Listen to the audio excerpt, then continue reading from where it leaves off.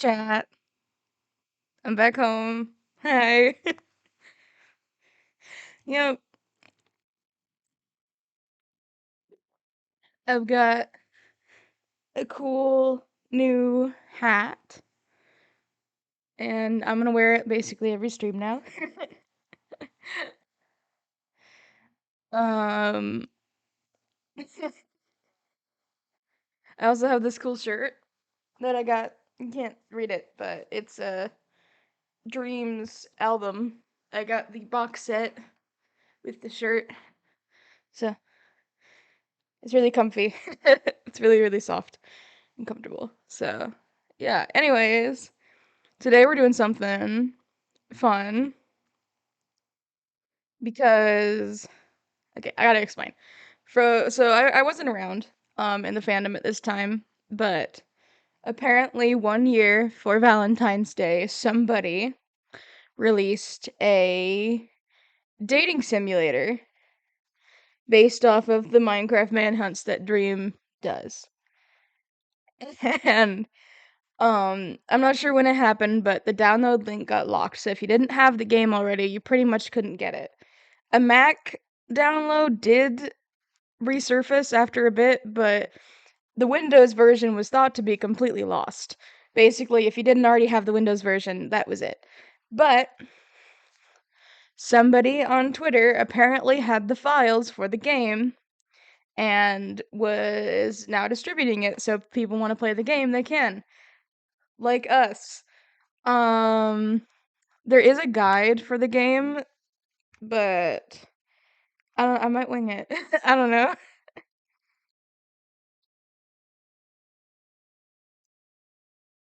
I'll go ahead and tweet something real quick.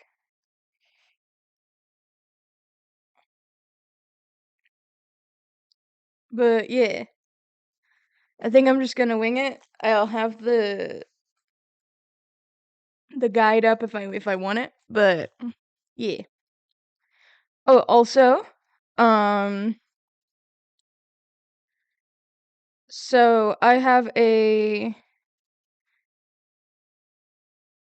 like I've changed my redeems around a little bit. Um, sorry, I was getting lunch. All good.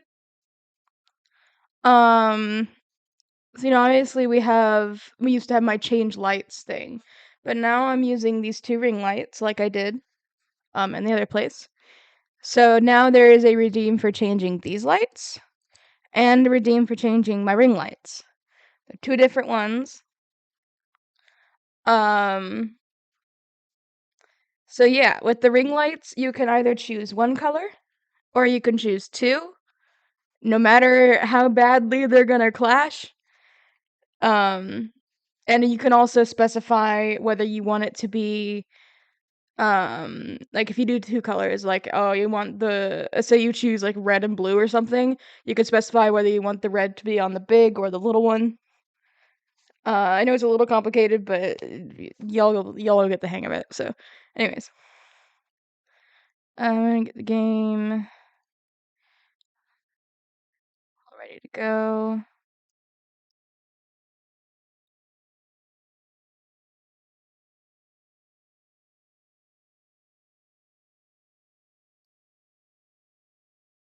So I can play.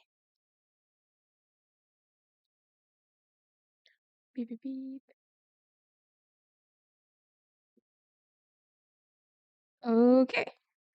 That's not quite how I would like it to be proportioned. Let's stretch it to the screen. Okay, as you can see, I've moved my thing because I figured there's probably gonna be dialogue boxes down there, so I thought it would be better to move my thing. Well, I didn't actually move it. I just created a new source, a new scene. So yeah. Anyways, I'm gonna put on my headphones. And in case you're wondering, yes, I can hear with these on. It's actually kind of funny how well I can hear with it. Um, I know nothing about this. Like I said, I wasn't around during this. So I know nothing. I don't know how to get any of the endings. I know absolutely nothing. So, um hold on. Do something real quick.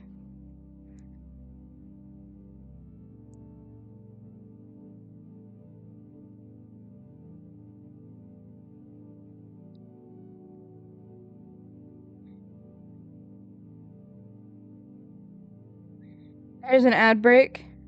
Yo! I'm sorry you got here just as an ad started.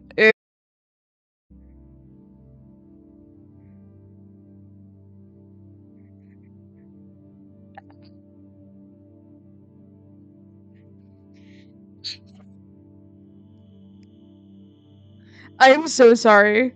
I am a moron. I hit the end stream button. I was going I was going to adjust my mic volume and I wasn't really looking at it and I just clicked the end stream button. I am so sorry. I'm the worst. Short. I'm sorry.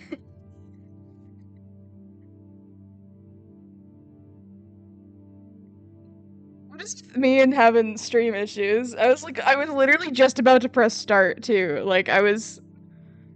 I got my cursor. I was just about to press start. I'm awful.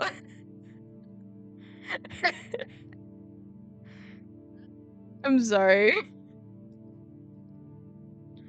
Professional streamer, everybody. I'm gonna scoot this out of the way a little bit so you can see my pretty face. Yeah, I'm sorry.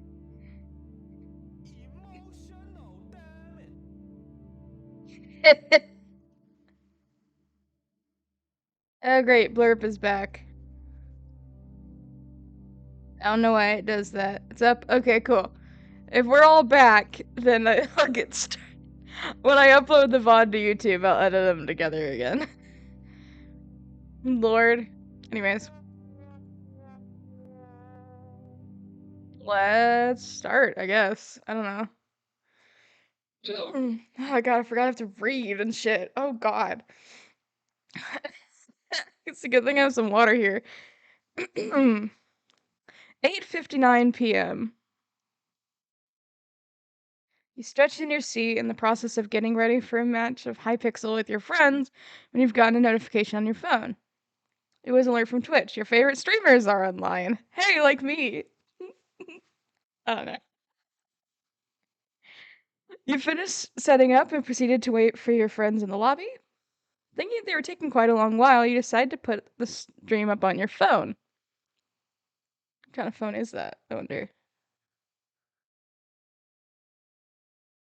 Looks kind of like mine. I wonder. Might be an iPhone 13. It's Dream. I can't do voices. And if I could, I'm not going to. So, yeah. Hi, hello, welcome to the stream, guys. I'm here with Georgia Sapnap. Say hi. Hi. Hello.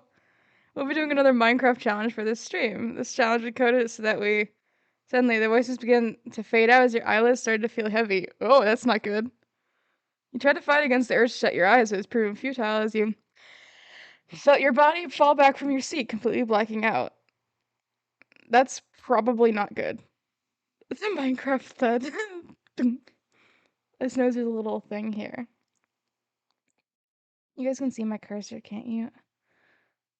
You can. Okay. Do you like my little cursor? It's a little dream blob. I figured it was fitting. You let out a groan as you felt your back collide with the ground. You assumed that you landed on your apartment floor until you heard 3 different voices from above you. That was a really harsh fall. Do you think they're okay? I don't know. Holy shit, he makes noise! They make noise, guys! Oh my god! I forgot that that's like what most dating games do is like if they have like voice clips if they have voice acting. Instead of saying the whole thing. Jump scare. Excuse me, blackout, right? I don't know, Dream. Why you trying like a 140 block fall with no MLG? Fair enough. Dream? That name sounded familiar. The sound effect ringing in your ear was just as familiar too. You began to stir awake and attempt to open your eyes. Wait, guys, shh, they're waking up, I think. Their eyes are so sparkly. For the record, if I make fun of this game, it's not.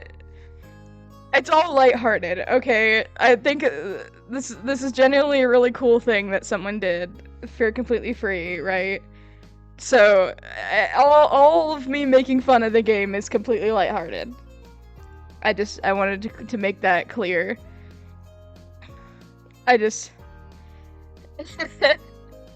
You met with 3 familiar faces looking down at you in concern. Hey, are you okay? Here, let me help you up. You're brought up to your feet by the tall male in front of you, your arms immediately flailing as you try to regain your balance. You then begin to pat the dirt off your pants as you come to the realization that you're surrounded by 3 of your favorite content creators. You're probably so confused right now. I go by Dream. What's yours? Ooh! Okay, what do I put in?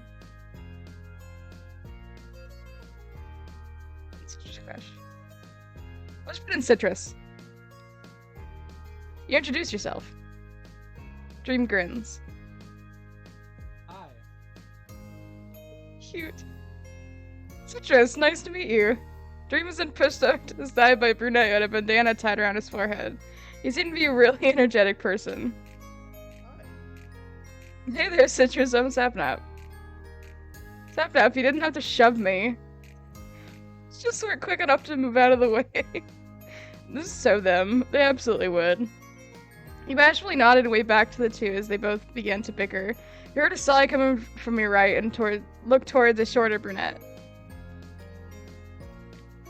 I'm really sorry for these two. This is all completely normal. Yeah. Hello. I'm George. Pleasure to meet you, Citrus. George then cleared his throat loudly enough for the other two to hear. So, what's our plan now? Obviously we're stuck in a Minecraft world, but we can't stay here forever. Oh, so they're in the same situation as we are. Okay. Interesting.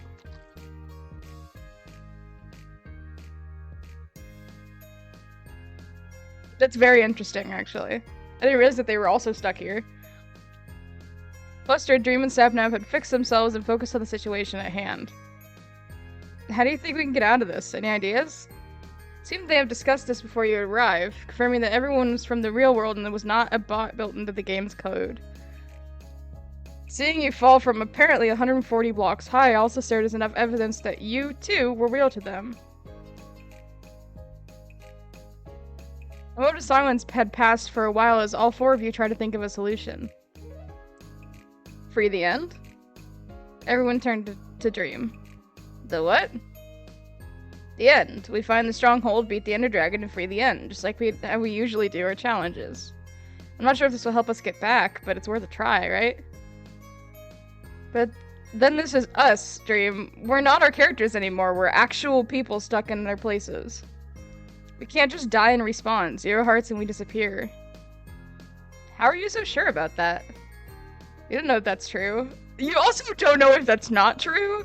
Also, I realize I'm covering Dream's face. Hold on.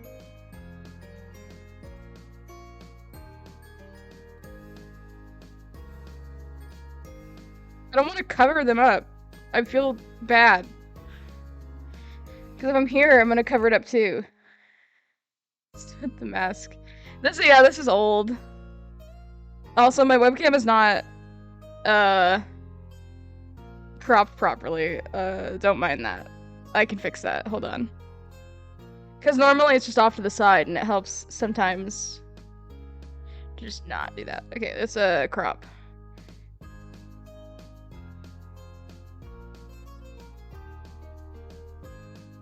Okay, there we go. We'll be down here. I think I'll block the least down here. Sorry, guys. I didn't realize I'd be blocking his face. Glad it checked. Yeah. But you also, like, you don't know if that's not true. Like, you don't know if you'll respawn, and I think it's probably better to not risk that. Maybe that's just me, though. Sapnap, out of the blue, proceeded to punch George. A glimpse of George's health had appeared atop his head for a split second, with his last heart split in half. Dream's face faltered at this. Of all people, Sapnap, you really had to choose. So, if we're gonna finish this game, we all have to be careful. You nodded along, gazing up to see that you had half of your entire health bar down to your fall earlier. Due to your fall earlier. Alright, then let's split up since it's almost nighttime. I argue that you should stay together since it's almost nighttime. But okay. I'll go mine for ores. George, you go get us as many wood as you can. Sapnap, find us a proper place to reside in for now. They just left, okay. As three of them went their separate ways, you were left on your own. You wanted to help out too, so you decided to... Ooh, I don't know. Did we get wood or did we wander around? Okay, from what I understand, there is both romance and friendship routes, and then a bad ending. And I've heard that Dream's romance route, if you get the bad ending, it's like really bad. It's one of those where it's just like, it just completely crushes you for fucking up. So, looking forward to that one. Speaking of which, I am playing another one of these kind of things tomorrow. If you've ever heard of the musical Be More Chill, there's a dating game that I found ages ago. I used to play it called Be Less Single, and that one also has a really heartbreaking bad ending. Because you have to do everything perfectly or else you can't even get access to it. It all relies on an option that you get late in the route. But anyways, I think let's just wander around. You decide to walk a bit towards the side you had last seen Sapnap. Not too long after, you spot the familiar flare of his bandana as he turned around to the sound of your footsteps approaching him. I can't read, guys. Oh, so you decided to venture out with me? You rolled your eyes playfully as you ran up to his side. Finding a suitable place to stay wouldn't be that hard, right? Sapnap continued to ramble about various topics as he did most of the observation. Yeah, of course. From the corner of your eye, you spotted a village. He claimed to catch the brunette's attention as you pointed at the spot. Nice one, Citrus. You bet. I was so busy babbling, I didn't even get to notice. He then mined off a block of dirt, so we can return here later on. Let's continue walking around and see if we can find something even more interesting. Why? You nodded and continued down the path that both of you were taking. As you made your way around, Sapnap spoke up. So, what do you think?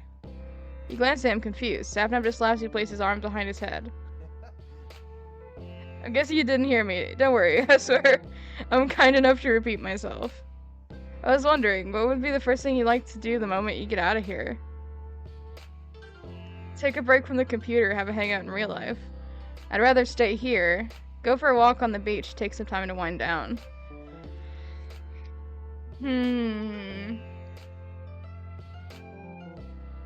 I mean, once you get to a certain point in Minecraft, you're basically, like, you can't die. But, you know, like, yeah, your friends and family would miss you, because you literally mentions at the start that you have, like, good friends who are probably very worried about you. So, I mean, staying here would not be ideal. It's just like, man, fuck my friends, I'd rather stay here. Like, no.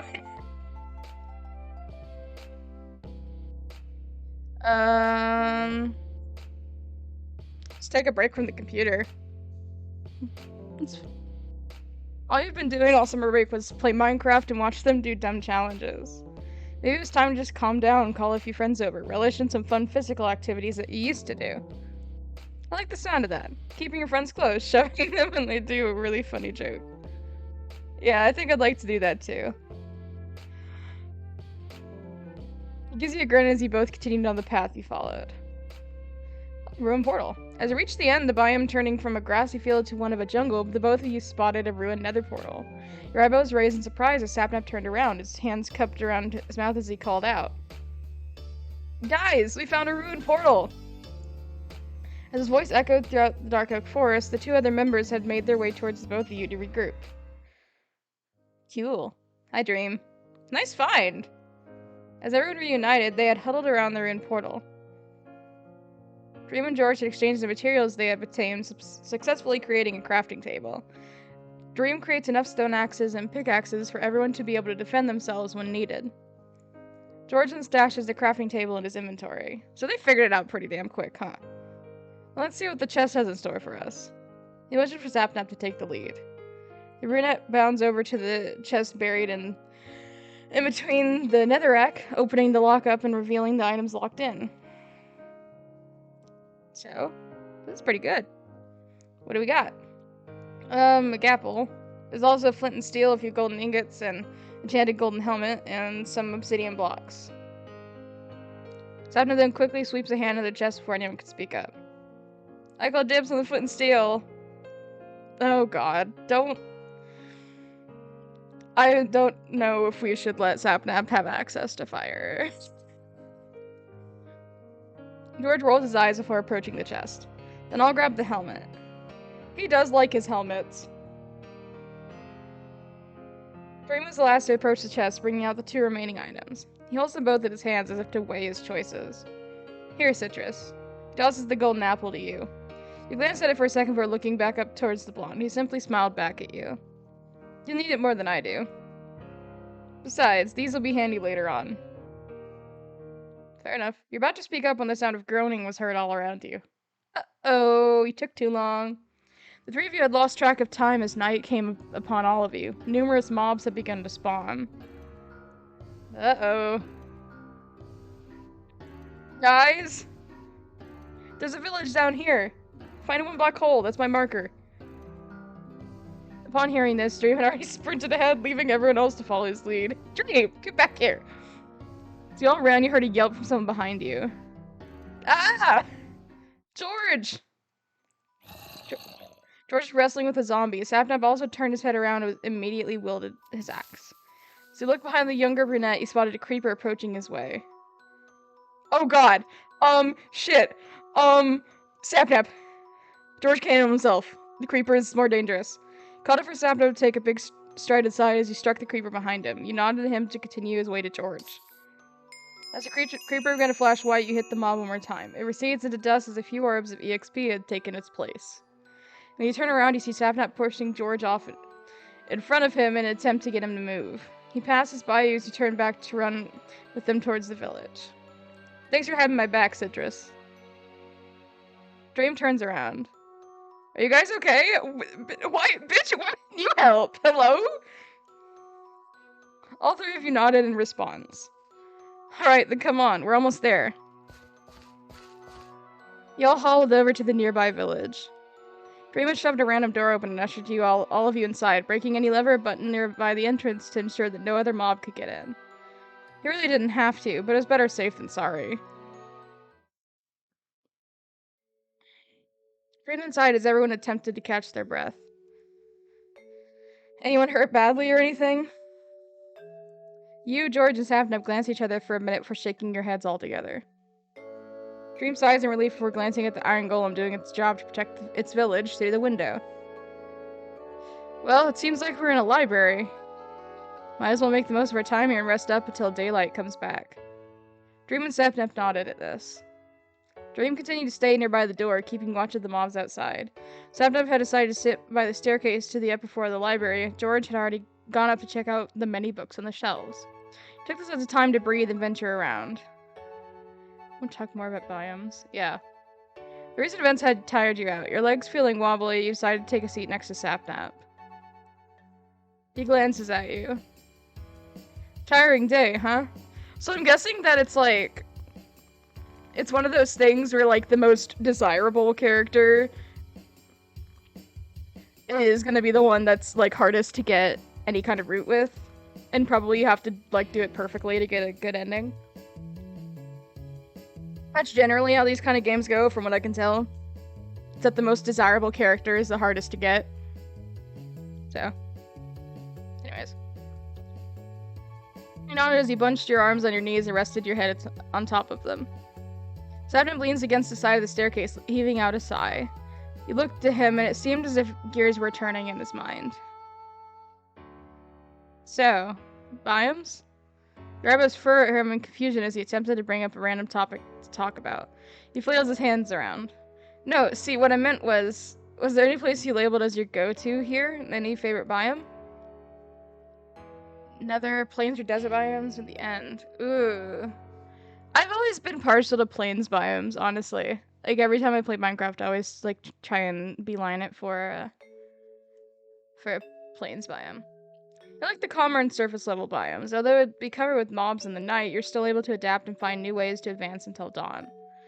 This piques Sapnap's interest. Huh. Well, you know what they say. Opposites attract. Hello? I feel weird. He teasingly says this, and you let an unamused huff in return. He laughs at this. I'm kidding. You're cool, Citrus. Hell yeah, I am. Normally I'd like to go to riskier areas, but yeah, I like to relax from time to time too. I should try learning a thing or two from you. Yeah, you should. You simply smiled at him. You knew he'd like something more of a challenge, but hearing him appreciate what you preferred was nice. Nice. Sun's out. Let's go and loot this place. I'd feel like if I was actually in Minecraft, I'd feel kind of bad about looting a village. Like, it's one thing when it's just a game, but like these are like supposedly living creatures, living people basically that you're just stealing shit from, and like I would feel kind of bad. They reassembled themselves nearby the entrance of the library. Main focus is to find more iron. If you guys found enough, craft a shield for each of you. I'll look for a furnace and smelt the ones I've mined. I'll keep an eye out for more too. And look for food, too. We'll be needing more of it later on. Everyone nods and headed off in various directions. You enter a nearby house to be greeted by a villager who stares at you for a moment before leaving the structure. You shake your head at the random encounter before climbing up the stairs to see a chest in the corner. Opening it, you're greeted by 4 pieces of bread, 2 iron ingots, and an apple. I don't think you can get iron in those chests, but, you know, whatever. Smiling, you stash all of them into your inventory before heading out. You met up with Sapnap and George. They both emerge from a nearby house. George approaches you. He gives you a shield and an iron pickaxe to replace your stone one. You know that he was able to make enough for everyone. Turning around to the sound of footsteps approaching, you see Dream returning with more iron ingots and a bunch of buckets in his hands. George also made his way to the blonde, handing him his share of the new iron assets. Dream nodded at him and thanks. Nice! Alright, Sapnap?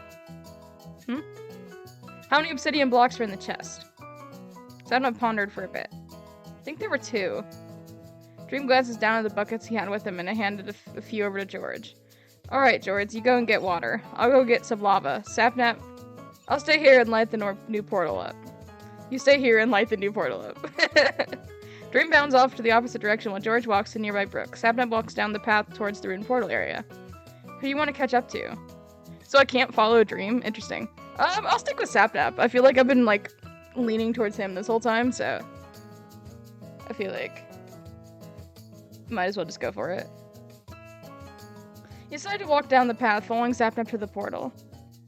He nods at you whilst you take a seat on the nearby grass block, mirroring him.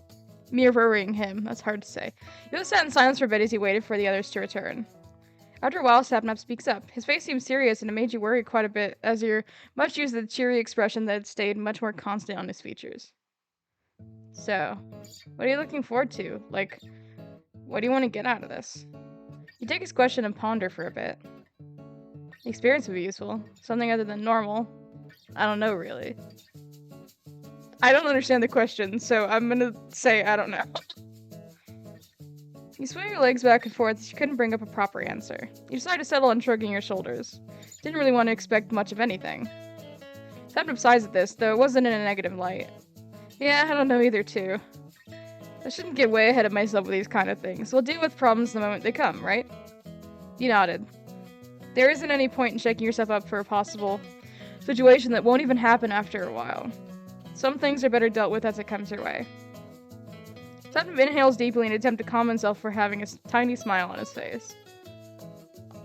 He continues to toss his flint and steel up one more time until you both turn towards the sound of footsteps that are arriving in your area.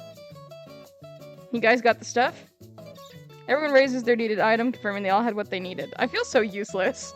Dream smiles at this before beginning to call George to his side to help complete the portal altogether. He stood by the side as the other three members had grouped up together to speed up the portal building process. Once they were all finished, Sapna flicked the stone in his possession and flared the new nether portal to life. Four of you had grunted the success of your first half of the plan. Some of them glances around to everyone else. So, is everyone ready? Dream points to George. Wear your helmet, George. Oh, yeah. George quickly applies the helmet and gave out a thumbs up. Oh, did they not draw him with the helmet? Damn. We're ready. Set of knobs and you all usher over to the line of blocks right before the portal. We're going into the nether? Like, we don't have any armor or anything. What the hell? Inhale deeply and exhale slowly and attempt to calm your nerves before entering the portal. You peer over to the side to see the other three doing the same. Dream then begin to count. On 3. 1, 2, 3. As Sadnub shouted, all four of you had jumped in the portal at the same time. Imagine how nauseating it would be, though. After feeling light for a split second as you thread through two different worlds, you feel gravity pulling you down as you enter a warmer surrounding. You decide to take a step down from the obsidian platform with the disorientation catching up to you. You'd fallen on your knees and clutched your head. Yeah, teleporting from one world to another isn't exactly as fun as it seemed. I always figured.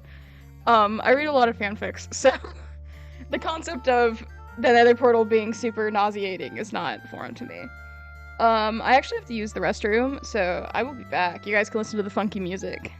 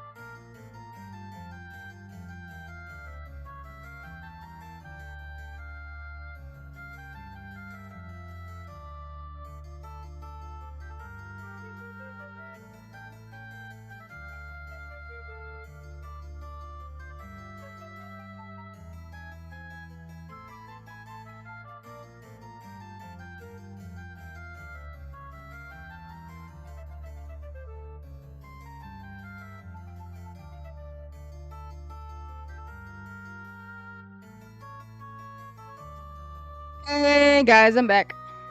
Sorry about that.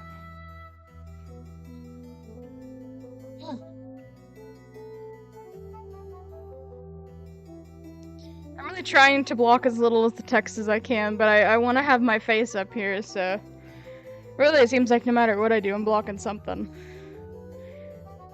I guess I just make myself smaller, I guess.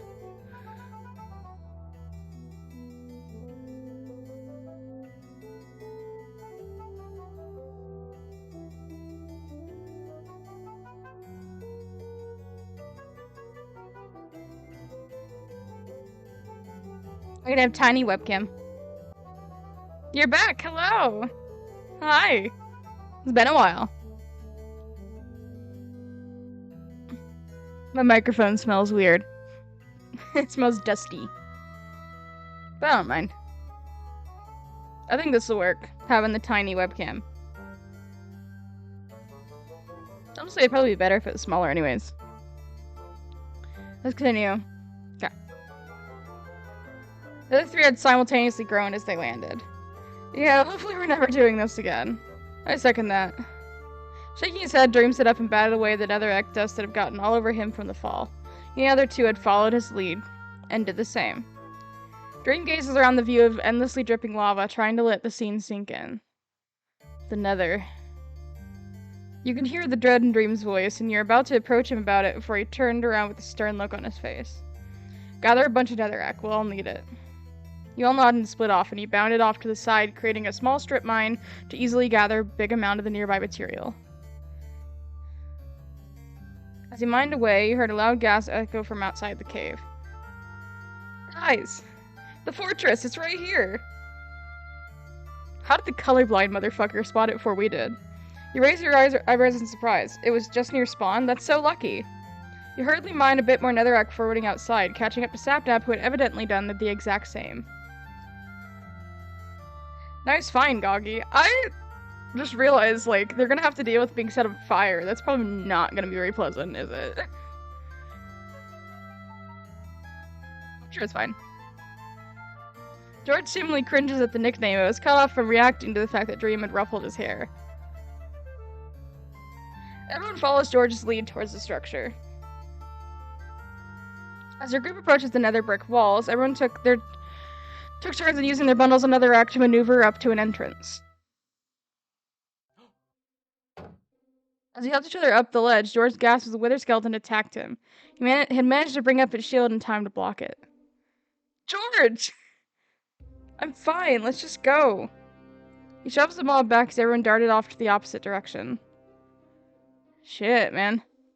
Dream points towards a nearby blaze spawner, calling Sapnap to his side. As they both began to farm for the needed blaze rods, George was busy defending the areas from the other mobs that had followed you. I cannot speak. The two different mobs began to multiply as time passed, and you had to help out somehow. I would normally assist Sapnap, but I think they've got it. You bound over George as quick as you can, swinging your axe at the nearby wither skeletons while shoving the others away with your own shield. George looks at you in surprise. Citrus, you... But he was cut off when two more skeletons had bumped against him. You reprimanded him, saying that it isn't the right time to complain about your split-second choices. He silently nodded, working on defending the other two as they handled each other's sides. We have enough, let's go. You all fought your way through the fortress grounds and went to the nearby netherrack field. As you dashed through the terrain, you noticed Dream and the others weren't heading for the portal. You racked your brain as you wondered why. Remember that you needed the easiest and quickest way you could all think of for obtaining ender pearls. And that was through piglin trading. Or by going to a warp forest, I guess, but both are equally easy. You all looked for a biome that had enough mobs that were available for trading. Dream hollers over to you guys to dig up a hole to surround at least 2 or 3 piglins. George passes his golden helmet over to Dream as he tosses gold ingots towards the hog-like humanoids, leading them to the hole you all made. No gold to pass the piglins takes. The others have begun to run towards everyone else. Sapna was on one end of the pit, fighting against 2 ghast that have simultaneously spawned.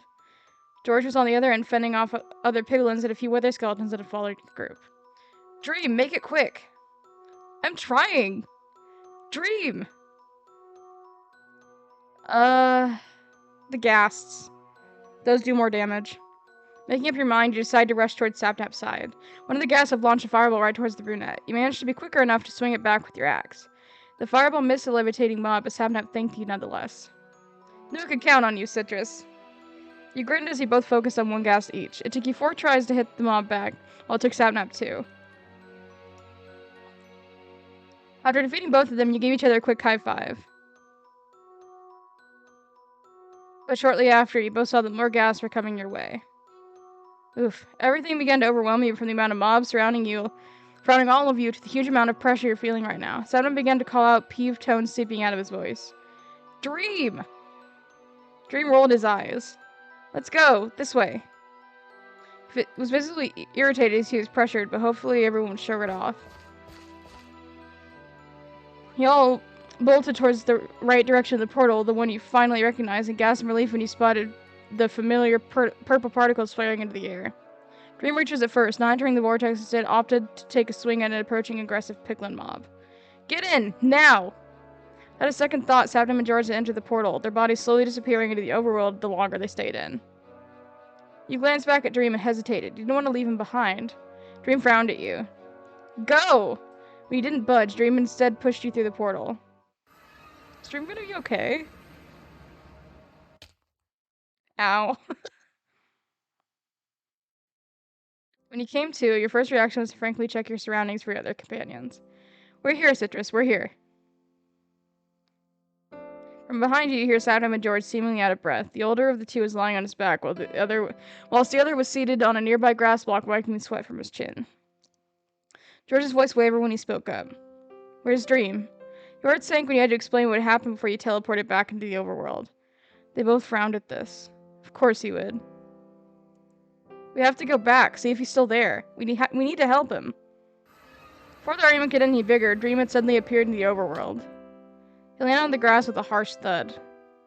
Dream! You all rushed over to his side, to which he waved off. Both Sapnap and George helped him up to his feet. I'm fine. Health check, guys? You all warily nodded before looking up to your own health bars. George says he has 4 left. You and Sapnap have the same amount of 3. Dream only had half a heart. Oh no. Sapnap frowned as George crossed his arms. What happened to be careful, Dream? Dream waves him off as he pulled out a piece of bread to replenish his hunger and to regen. All that matters is that we're fine. It was our first and hopefully last time in the Nether. Of course it'd end up messy. You're about to hand him your golden apple, but he noticed and stopped you from doing so. I told you, you'll need it more than I do. He frowned but didn't push. He stashed it back into your inventory as Sapnap approached him to craft Eyes of Ender. Yes? It's a lot of talking. So they successfully crafted a few. Dream flicked one up. It slowly rises and leans toward one's direction before ultimately plunging to the ground. Fuck! You're so mean. The bullet catches it right before it lands and double checks if it's snapped in two. Well, we have our lead. Let's go. Y'all then followed a step with each other. I wonder how long this is. I have no idea. The walk was quiet, save for the occasional clinking of Ender eyes that came from Dream. It's a bit too quiet for your liking. Check up on who? Sapnap. Are you good, Sapnap? He was nearer to you, being in the middle of the small line of follow the leader. You checked up on him as he finished an apple. Oh, Citrus. Yeah, I'm all good now. What about you? You okay? You nodded your head, earning a smile from the brunette. He stretches his arms out wide, the popping of his joints quite audible. That was quite terrifying, huh? No, it wasn't. Just be like, nah, I'm fine. I was scared for you. I'm gonna do that one. He's blushing, guys.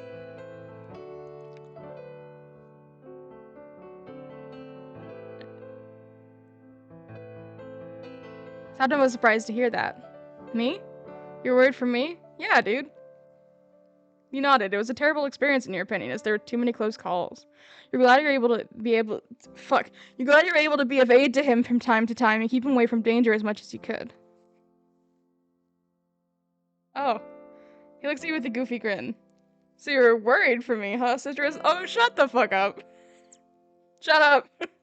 He had an annoying and teasing tone as he leaned in close to your face. Deeming it was too close for comfort, you shove his face away. He lets out a hearty chuckle at your reaction. You're adorable, Citrus. I hate that I had to read this out. I'm cringing, but like in a good way. I'm glad for your concern. Thank you. He let out a huff, but it wasn't out of annoyance. You roll your eyes as he focused on the path you guys are taking. I think I'll finish one route naturally and then maybe pull up the guide to see how you get Dream, because I'm curious. Everyone stopped walking when Dream halted in his tracks. It's down here, he announces as he whipped out his pickaxe, beginning to mine a way through the ground. George and Saturn have gone to do the same thing on either side of him, so he decided to follow through and mimic their actions in front of the hole Dream made. You continue to dig deeper, not even paying attention till you realize you've dug through the stronghold ceiling and fell through. Ow. Citrus! Dumbass. You dealt a bit of damage to yourself thanks to your clumsiness. Dream had safely landed with a water emoji, and so did George, although he let his water spread around for a bit for Sapnap to land safely in. You're gonna give us a heart attack, Citrus. Be careful next time. Sorry. You let a sheepish chuckle as you pulled out an apple from your inventory and proceeded to munch on it to regen. You all took a better look at which part of the stronghold you guys were located in. You all realized you were in the middle of it, with 3 pathways. The end portal of the library and a way to another hallway. Sapnap lets out a huff. Huh. Lucky. You patted off the remaining dirt... You patted off the remaining dirt off of your clothes as Dream began going towards the portal room, getting rid of the silver spawner for starting on filling the gaps of the portal itself.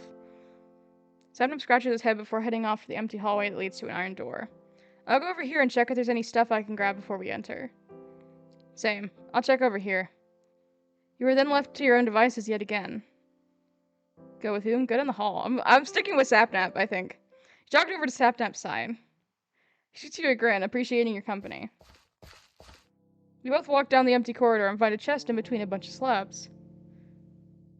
I don't know how to make a surprise noise. I'm like, Bingo. He opens up the chest excitedly to find a bunch of rails, coal, and 3 pieces of bread. Sapnap stashed the bread before closing his lid and leaning into the chest. He seemed unsettled. You think we can take a breather? Stay here for a second? Everything's just so overwhelming. I need to catch myself for a bit. You nodded, sitting on the slab next to the chest. Here's Sapnap heave a long sigh. Citrus? You turned to him, his face unsure. I hope you don't mind me, like, rambling, sort of. Hi, Shark. We're going for Sapnap, apparently. It just kind of happened that now we're doing it, so. I already got him to blush. It was fun. I don't normally... I mean, I could say I'm usually affectionate with my friends, but that's off topic. Sapnap inhales deeply before correcting himself. What I mean is, Citrus, I think you're really cool. I don't normally say these things out loud, but I just thought I'd let you know.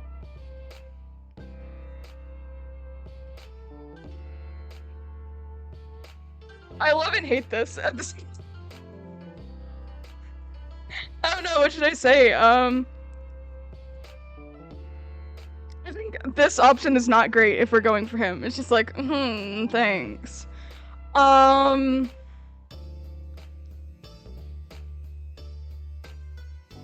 First one, I agree. I like you too. Senator looks at you with wide eyes, his face flushed. Huh? His face breaks out into a grin. That's cool. That's really, really cool. He's such a dork. That's adorable. Seems that he's rendered quite speechless as he was reduced to only a goofy smile on his face. He stands up and gives you a hug. Surprised, you slowly hugged him back. After a bit, you both pull away from each other. Sadnap's face was flushed, but his smile was still permanent. Cute. Sadnap then steps away and stretches his arms out. Let's head back, yeah? George's probably back from the library by now, and Dream's definitely done filling up the portal. He agreed and followed him back towards the portal room. As everyone started to regroup, the quiet humming of the finished end portal echoes out. Nervously, Sapnap speaks. Any encouraging words before we hop in? I'm talking to Sapnap. When you met Gaze, Sapnap dumbly points at himself. Me? You laughed at him as the other two simply nodded. Sapnap laughs along for a bit as he cheekily scratches the back of his head.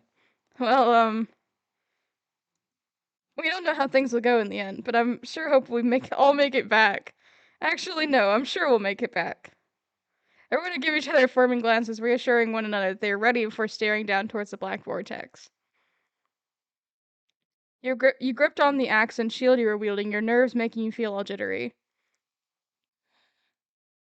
On three, Sapnap shakily breathes. 1, 2, and everyone began to run up. 3! You braced yourself as the discomfort of teleporting began to set in. You covered your mouth as you landed onto the obsidian platform, trying to get a hold of yourself. George shakes his head as he checks on everyone right after landing. Citrus, you okay? You waved him off, coughing as you do so.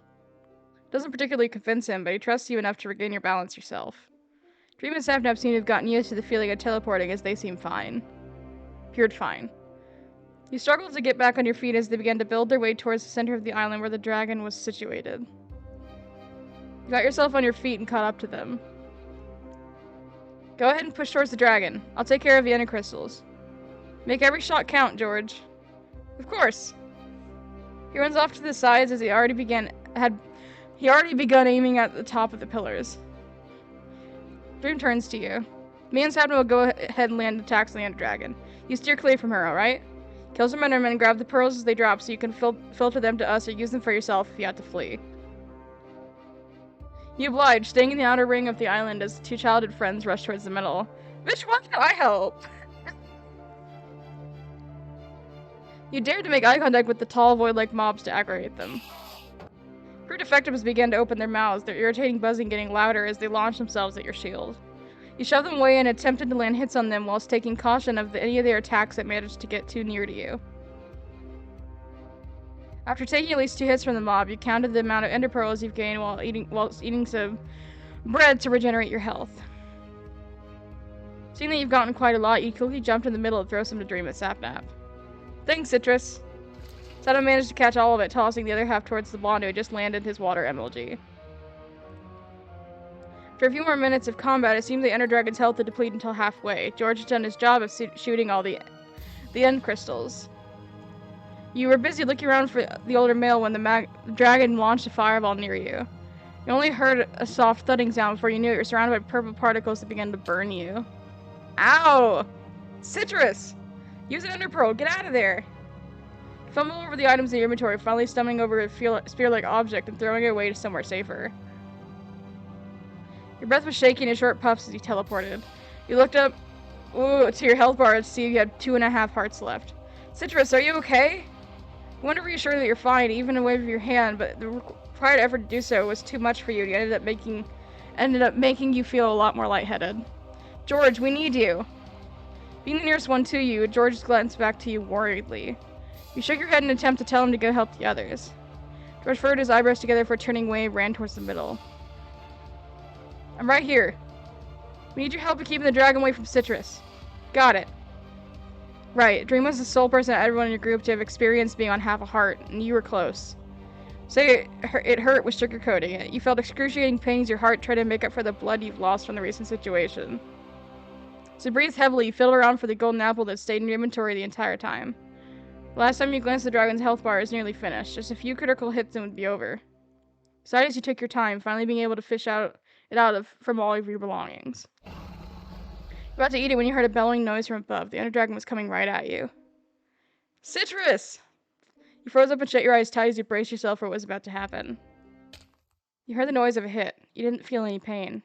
You opened your eyes and saw... Is it Sapnap?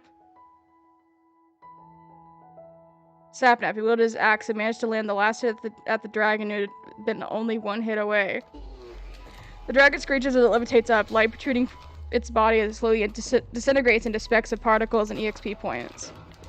And right then, a sound effect echoes from Sapnap himself. Sapnap has made the advancement free the end. Hell yeah, Sapnap! Everything was silent for all 3 of them began to whoop loudly. Sapnap! Oh my god! You did it, brother! They both hoisted the younger male onto each of their shoulders so they continued to holler and celebrate. And of course, Sapnap joined in on making the loudest noise they could pull off, from screaming to chanting out, yeah, multiple times in a beat with the other 2. After a whole while of being stunned, you let out your share of giggles. The boys turned around as they heard you laugh. The two best friends shared a mischievous look with one another for finally settling on the choice to run over to your area. Surprised, Sapnap gripped tightly onto their clothes he was still situated on their shoulders. Whoa! Guys, slow down! He was silent when he looked back up and saw you. Citrus! He hopped off his friend's shoulder and lashed onto you instead, enveloping you what seemed to be his equivalent of a bear hug. You wrapped your arms around him, his laughter ringing in your ear, but you could tell he felt relieved to see that you were safe. He glanced up to see George smiling down at you while Stream gave you your golden apple back. Tried to reel your arms back for the mail, but he squeezed you a bit tighter. Aww. When he spoke up, it was a bit of a mumble. Let me hold you a bit longer. This is cute. Wait, this is cute. It was a bit cringy before, but this is kind of cute. Flushed, you look at Dream, who simply shook his head as he wore an amused smile. He glances a bit over to George before clasping a hand over the young male's shoulder. Sap, come on, Citrus needs room to breathe too. As if you were dealing with a child, because Sap never reluctantly let go of you with the afterface. You laughed at him, taking a bite from your golden apple before nudging it nearer to him. He sends you a tiny grin. Thanks, Citrus. You're the best. He stands up and grabs your arm to help stabilize you onto your feet. Once you're properly standing, it didn't let go of your arm. In fact, he decided to intertwine your fingers together with his. You looked at him while being aware that your cheeks were flushed. He hold tightens as he sent you a grin. George decided to coo at the two of you teasingly. Aw, look a little sappy nappy. George, can you shut up? Aw. Sort of lets him an irritated huff while you let out an amused giggle behind your vacant hand. Dream looks at you with look towards you two with a pleased glance before turning to George and heading to his best friend's side. So you all walk towards the exit port. You appear down a swirling back vortex. You were nervous. Will this actually bring you guys home? Feeling that your anxiousness was seeping through the surface as Sapnap's holding your hand had tightened once more. He looked at you with a comforting smile. You know, for a brave person, you worry too much. Wanna know one thing I've learned from this entire thing? Shut the fuck up. Your silence was a nudge for him to continue his statement. It was that I shouldn't challenge things on all the time. Trust in the process. Lean back a little, take a deep breath. I learned this from you, so trust in me this time, okay? Your heart fluttered at the words of reassurance and thanked him through the squeeze of your hand. He finds this adorable and said a quiet chuckle. Dream looked at each of you. On 3? Everyone grinned at him. 1, 2, 3. Are we all gonna be back? You woke up on your bedroom floor, clutching at your throbbing head. Seemed that you had fallen over your chair. You hear your phone buzzing from your desk. Groaning, you crawled over to check what your notifications were going off for. The first few spams that had been from your friends, you were apparently late for your Hypixel game together with them. The most recent one was Sapnap went live, chair got wrecked, lol. Sapnap. Minecraft, the realm. Quickly press the notification, the stream's audio booming out of your phone speakers. Sure, chat. You guys really think you're so funny. At least my chair broke. Most of you probably are. Which is why those other people who aren't should give more subs while I fix my chair. You laughed at the curt reply that came from the mail. That is definitely your Sapnap. You decide to send in a dono, thinking hopefully it'll catch his attention. You hear loud shuffling from the stream's audio. Okay, who thought it was funny just dono me, hey SnapMap? Who decided that with the greatest sense of humor? He cuts himself off. Citrus? Wait, hold on. Citrus. DM me on Twitter right now. Scrambling towards the Twitter app and turning the stream's video into a picture-in-picture at the bottom corner of your screen, you try to send your best to send him a message as quick as you could. You're aware of how quick the fanbase could steal an identity after all. Send him a message. Sapnap. It's me. Do you remember everything? The Minecraft realm, the hallway, the golden apple? You waited anxiously for an answer when you hear the telltale sound of someone joining TeamSpeak. Sapnap. Wait, hold on guys, shut up. What do you mean shut up? It's Citrus. Oh my god, Sapnap. Mute your audio now, you moron. And then radio silence followed right after. The only thing being presented in the stream was someone's fan art of his character. You look towards your Twitter DMs when your phone buzzed. Citrus. It's you. Oh my god, it's really you. You smiled sweetly as response. Before you could even reply back, he sent you another message. How do you want to work this out? Do you want to, like, PC? After stream or something? Talk things out there. This would be me. Dream's telling me to buy you a ticket to here. He's annoying. But if you want to, then I don't mind talking to him about it. I'm sorry I'm spamming, aren't I? Me! Why is he me? You let out a chuckle. You're good, Sabnap. I wouldn't mind talking things out later. Nor would I mind visiting you. The fact that I actually use that smile, too. It's cute. Let's have him unmuted. You can hear the sound of him stumbling and things creaking and cracking. George's laughter echoed throughout the call. Did you just fall and break your chair again? Dream's wheezy laughter makes his entrance. That's how you can tell how old this is. Because Dream doesn't wheeze anymore. Anyways.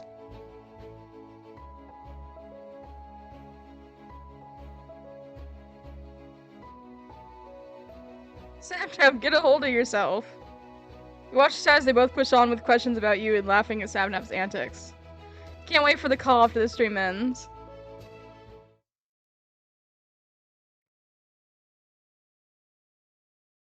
I got the romantic ending, guys. Holy shit. Ah!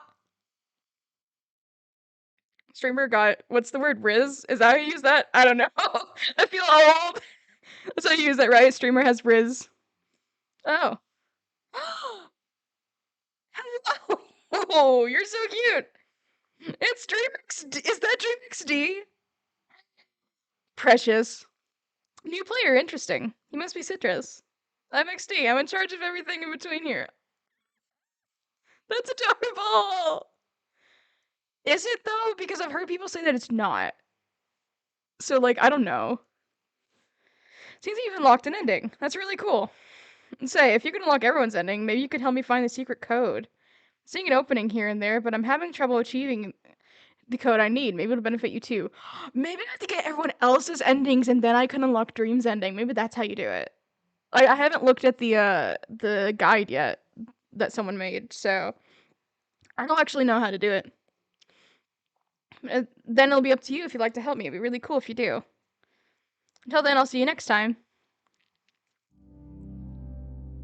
Okay, so then it said I needed to quit the game for the endings to save. I know it's strange, but it said I had to do that, so I did that.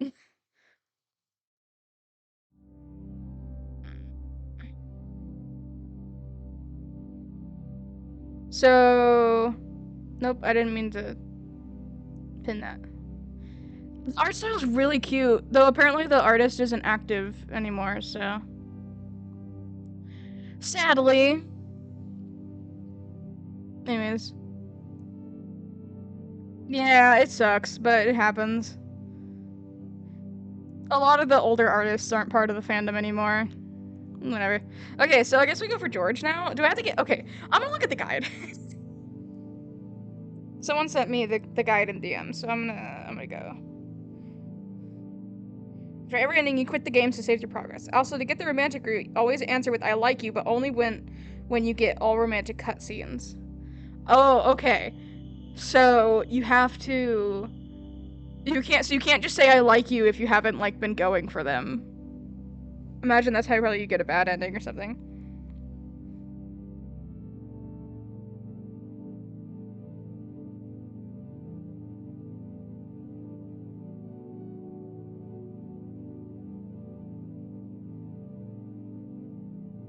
Oh god, you have to get even the bad endings to get dreams. Oh my god, I don't know if I can do that, guys. I don't know if, like, emotionally I can handle that. Because I have to be mean to them to get the bad endings. I have to be mean to George, at least. Well, I guess we can go for George next. And then we'll do the platonic endings. And then we have to get the bad endings, which I think we'll do all at once. I don't know how long this stream's gonna be. I want to do this all in one stream. I didn't realize how long it would take. Okay, let's start a new game. We'll just kind of skip through all this stuff. I don't know. Put 6% again. Hello.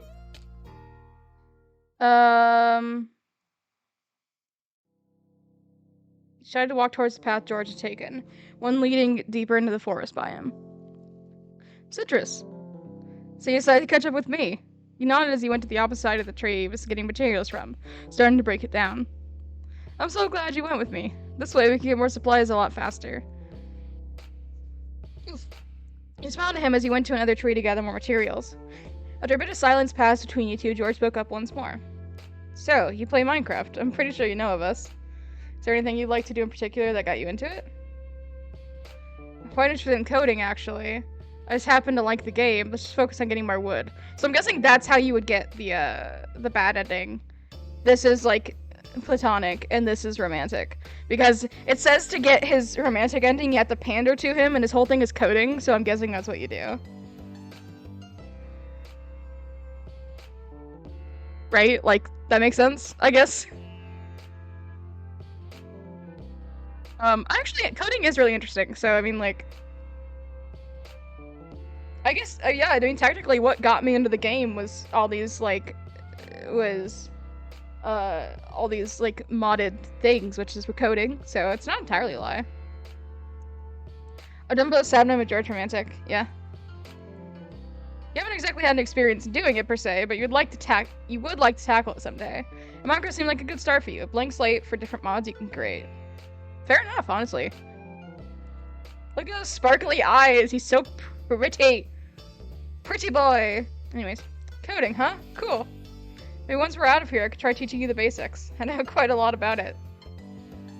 Hearing him sound so excited makes you look forward to getting out of here together even more. You bit your lip in an attempt to fight the flush that tried to rise to your cheeks. Damn, he's just rizzing me up.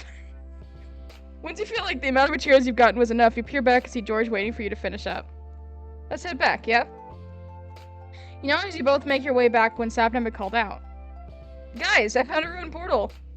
Both of your heads snapped towards the direction where Sapnam's voice resonated and bounded over to his area. Nice find. As everyone reunited, they had huddled around the ruined portal. Dream and George had exchanged the materials they obtained, successfully creating a crafting table. Dream creates enough stone axes and pickaxes for everyone to be able to defend themselves when needed. George then stashes the crafting table in his inventory. Now let's see what the chest has in store for us. He motions for Zap to take the lead. Brunette bounds over the chest buried in between the netherrack, opening the lock up and revealing the items locked in. So, what do we got? A gapple, there's also flint and steel, a few golden ingots, an enchanted golden helmet, and some obsidian blocks. Sound of them quickly sweeps a hand in the chest before anyone can speak up. I call dibs on flint and steel. George rolls his eyes before approaching the chest. Then I'll grab the helmet.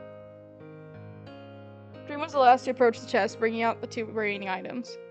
He holds them both in his hands to weigh his choices. Here, citrus. Tosses the golden apple. To you. You glance at it for a second before looking back up towards the blonde. He simply smiled back at you. You'll need it more than I do. Besides, these will be handy later on. You're about to speak up when the sound of groaning was heard all around you. Three of you had lost track of time as the night came upon all of you. Numerous mobs have begun to spawn. Guys!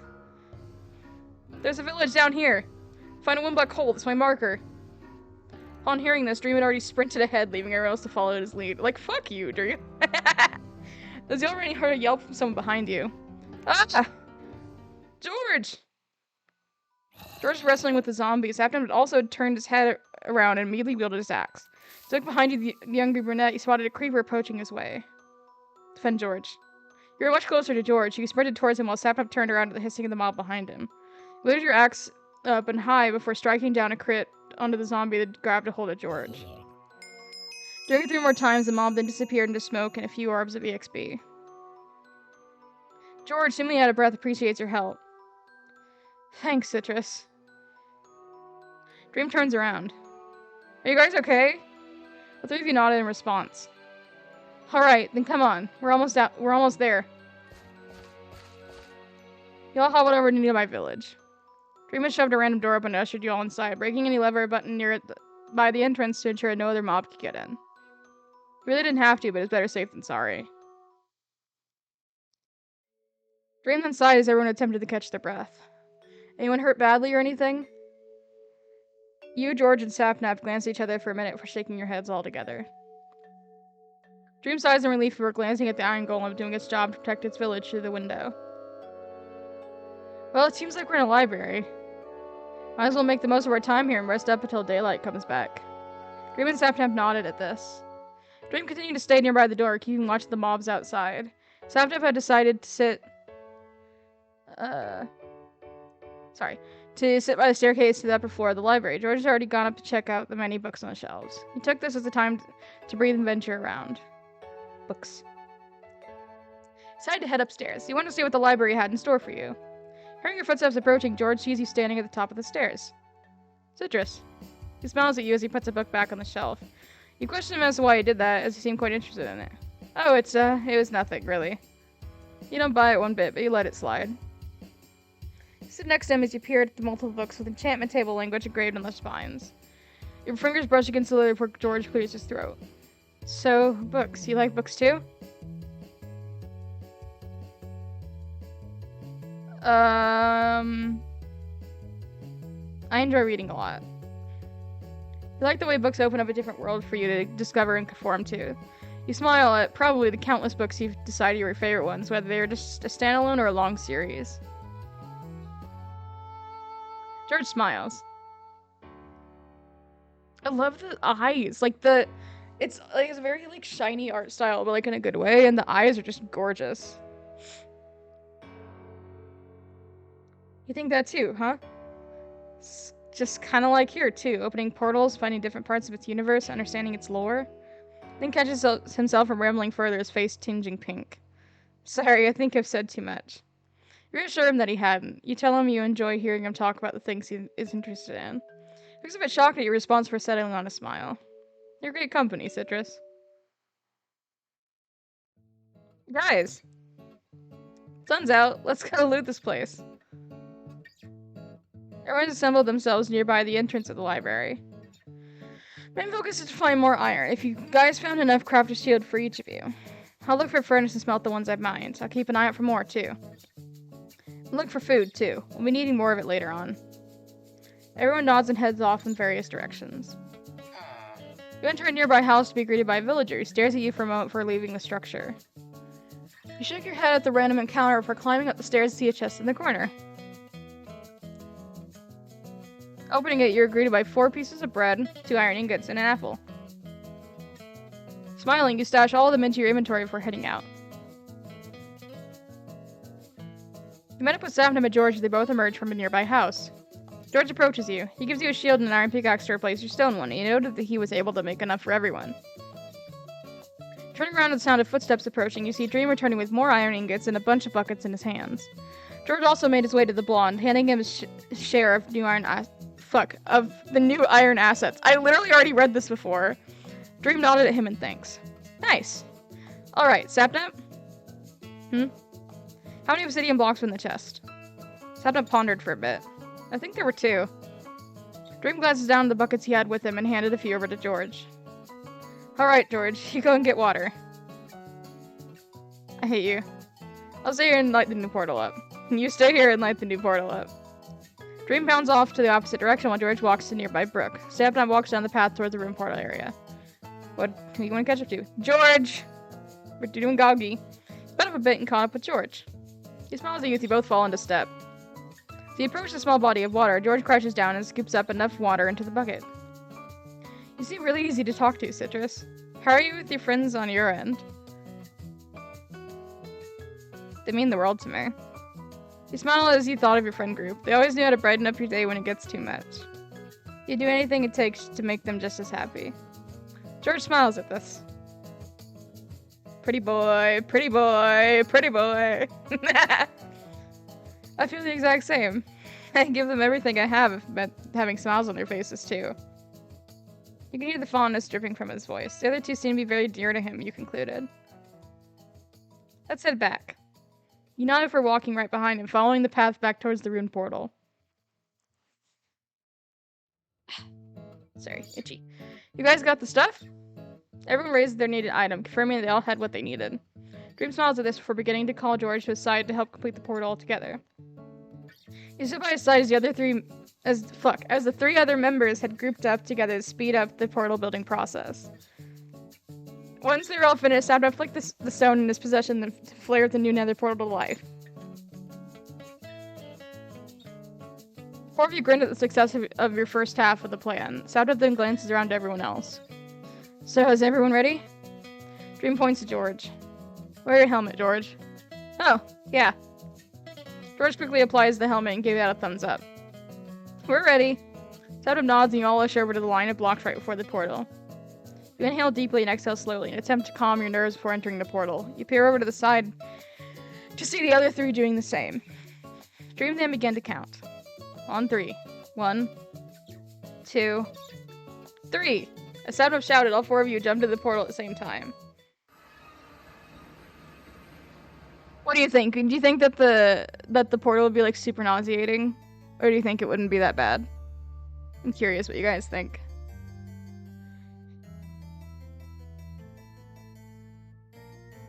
Sorry. Yeah. After feeling light for a split second, as you thread through the two different worlds, you feel gravity pulling you down as you enter a warmer surrounding. You decide to take a step down from the obsidian platform. Oh, honey. You tried your best. But that is just not how you spell nauseous. It's a hard word to spell. Okay.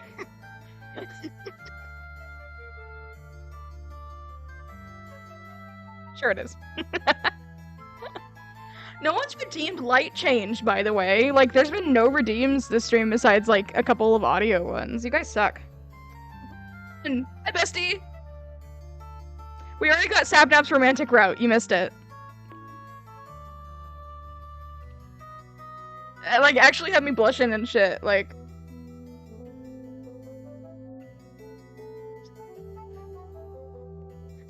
We found out that you have to get all the other endings before you can get Dream.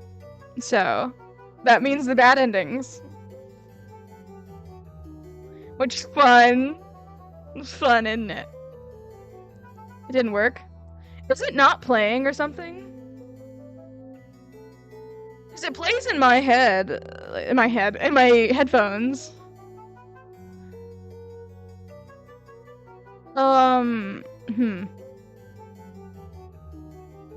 It's working on my end. Doesn't play for stream? That's so weird. Hold on. I want to fix that before we do anything else.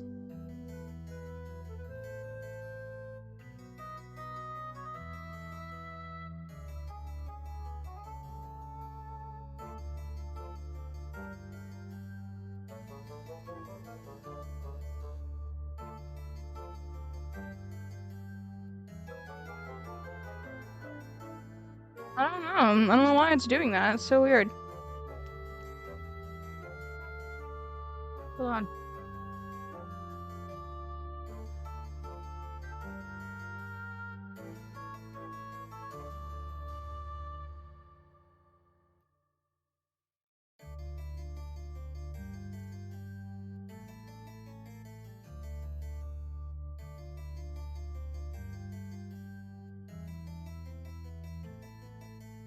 Once again, we're stuck here.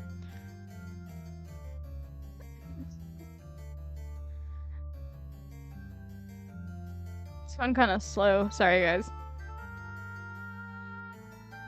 But if they aren't working, I would just avoid using them. I mean, it says that they're all on.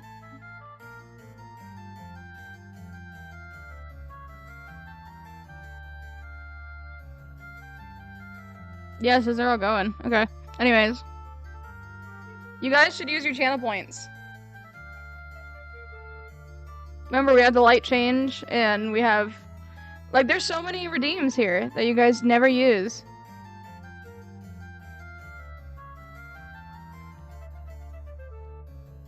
Like, there's the fairy lights and the ring lights. Black light. You can make me put on eyeshadow, for fuck's sake. No one ever does it.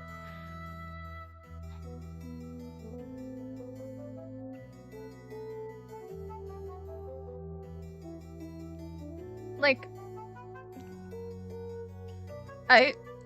What color you want, bestie? It's on white right now. Make it pea color. I could try. Is that good? It's not as visible, but is that sufficient? Is that good enough? P Mike. This is why I love having you in the stream. I would totally gift you a sub if I could. But I don't think I have enough money. I mean, maybe.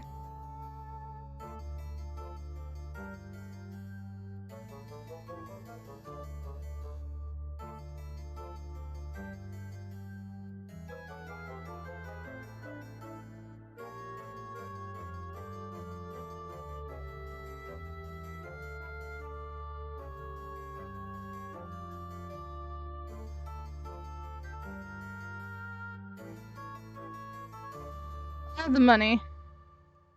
P setup. I can change my lights to yellow if you want.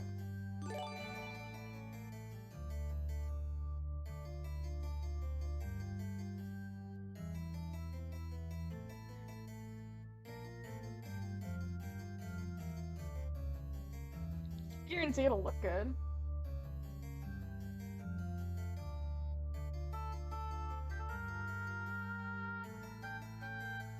It's about as good as I can do.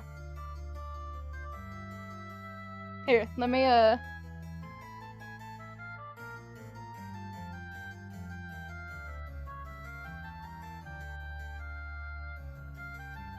See, it looks more green on the stream, though. Hold on.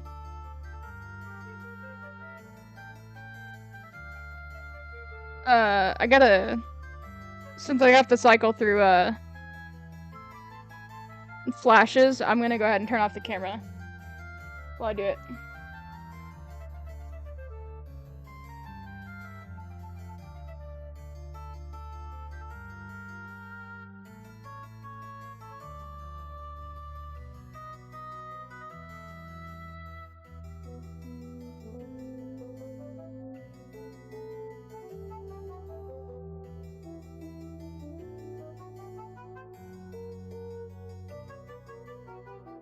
It's more yellow, though. I mean, more orange than yellow. Is that too orange? There. P setup. Is that better? Also, I spent my money on you, so you better be at my streams. You hear me? I do not have the money to be spending like that. Anyways. You decided to take a step down from the obsidian platform with the disorientation catching up to you. You'd fallen on your knees and clutched your head. So you better be here at stream since I gave you a sub. Decided to take a step down for the obsidian platform. Okay. Teleporting from one world to another isn't exactly as fun as it seemed. The other three had simultaneously grown as they landed. Yeah, hopefully we're never doing this again. I second that. Shaking his head, Dream stood up and batted away the netherrack dust that had gotten all over him from the fall. You and the other two had followed his lead and did the same. Dream gazes around the view of the endlessly dripping lava, trying to let the scene sink in. The nether. You can hear the dread in Dream's voice, and you're about to approach him about it before he turned with a stern look on his face. You know what? We already did all this shit. I'm just gonna... Assist, I know I assisted him last time, but whatever. See you in surprise. Hi, baby. Citrus, you. But he was cut off when two more skeletons bumped against him. You reprimanded him, saying this isn't the right time to complain about your second choices. He silently nodded, working on defending the other two as they handled each other's sides. We have enough. Let's go. I did all this. Enough piglins. Making up your mind, you take long strides towards the other male, who had seemed to have a tiny bit of trouble finding off the mobs. Told George you can handle the skeletons and have him run around the area as much as he can to stall time for Dream to make the sufficient amount of trades. Sounds like a plan, Citrus. You then begin to run around and lead the other piglins away as you exchange hits with the weather skeletons in front of you. Everything began to overwhelm you, from the amount of mobs surrounding all of you to the huge amount of pressure you're feeling right now. Sadman began to call out, peeved tone seeping out of his voice. Dream! Dream rolled his eyes. Let's go, this way. He was visibly irritated as he was pressured, but hopefully everyone would shrug it off. Y'all bolted towards the right direction, to the portal, the one you finally recognized, and gasped in relief when you spotted the familiar purple particles flaring into the air. Dream reaches it first, not entering the vortex, and instead opted out to take a swing at an approaching aggressive piglin mob. Get in, now! Without a second thought, Sapnap and George head into the portal, their bodies slowly disappearing into the overworld the longer they stayed in. He glanced back at Dream and hesitated. He didn't want to leave him behind. Dream frowned at you. Go! When you didn't budge, Dream instead pushed you through the portal.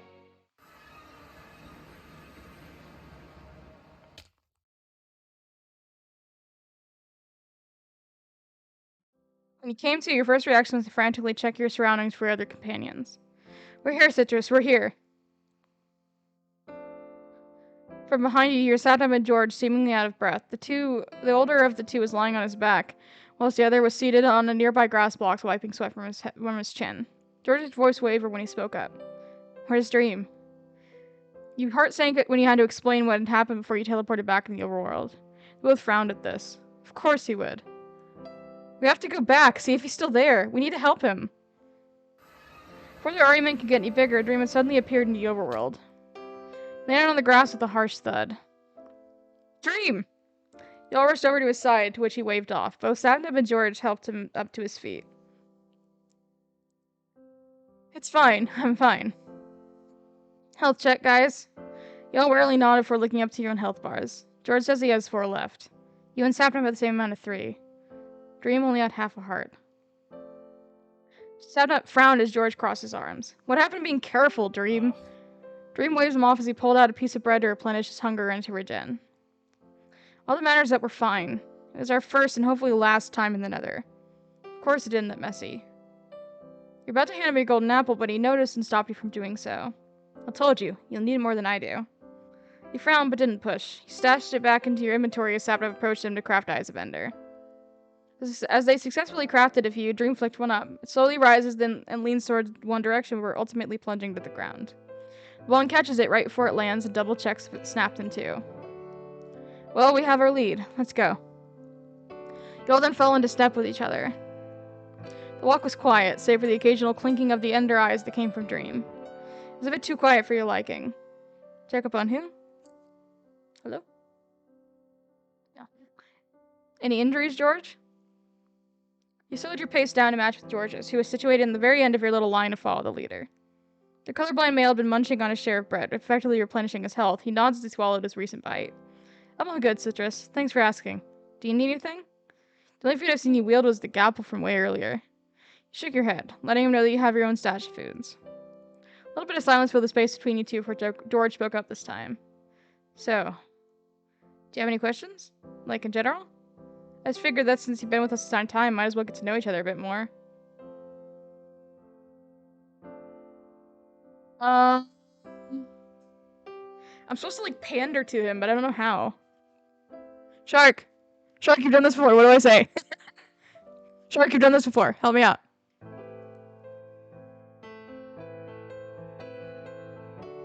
You need to help me out, Shark. Help me out. Are you even still here?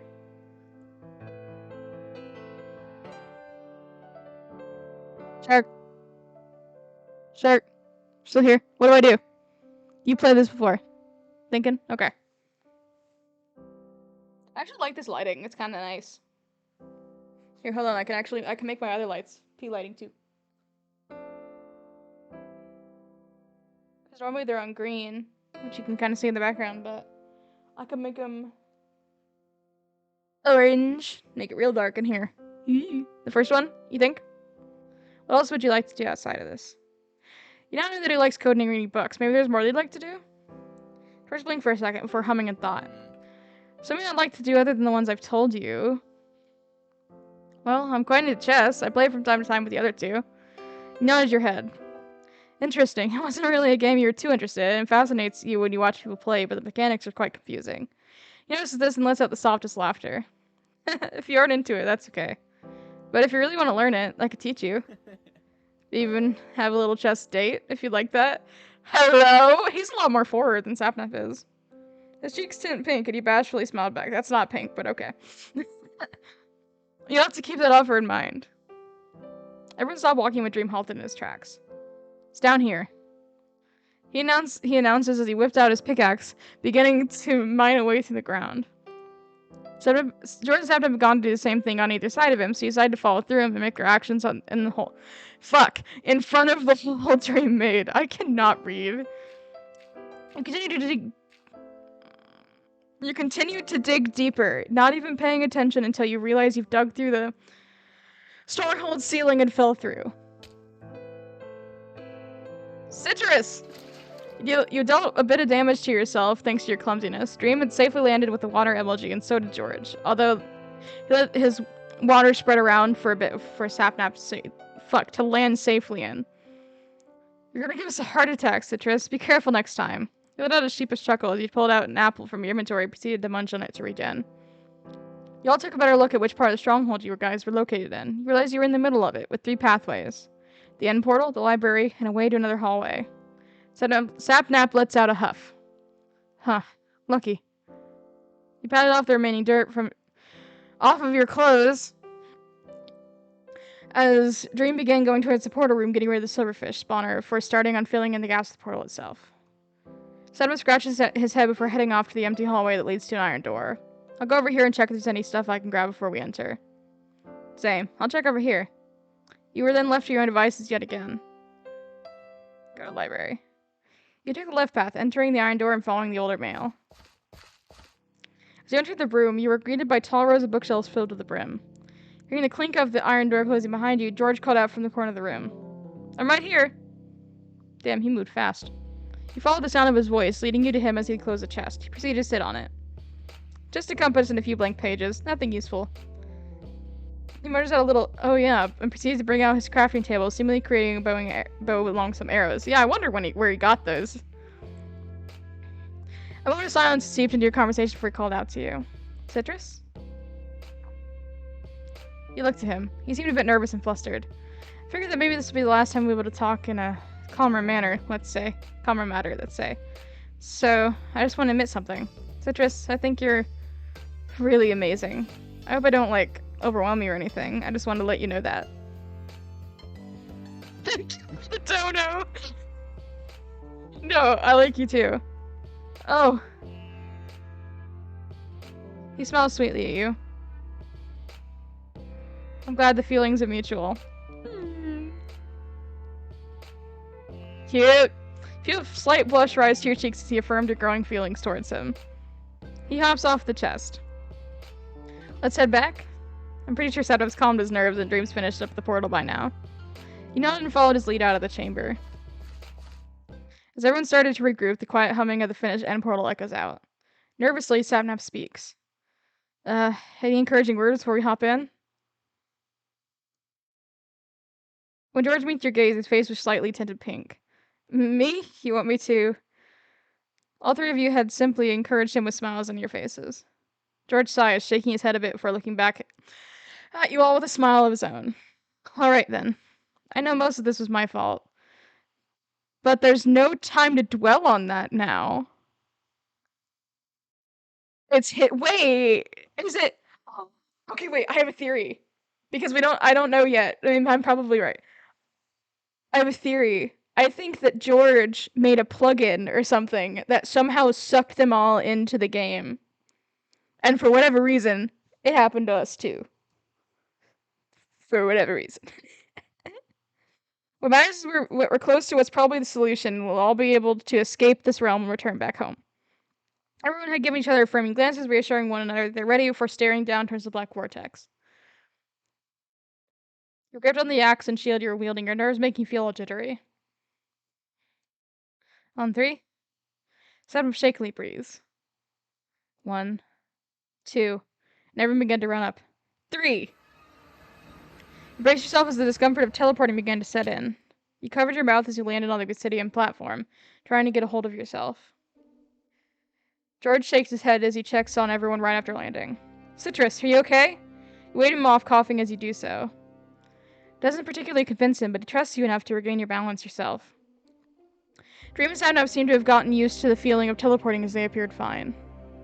You struggled to get back on your feet as they began to build their way towards the center of the island where the dragon was situated. You got yourself on your feet and caught up to them.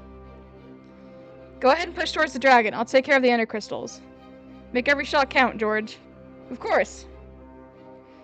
He runs up to the sides as he already begun aiming at the top of the pillars.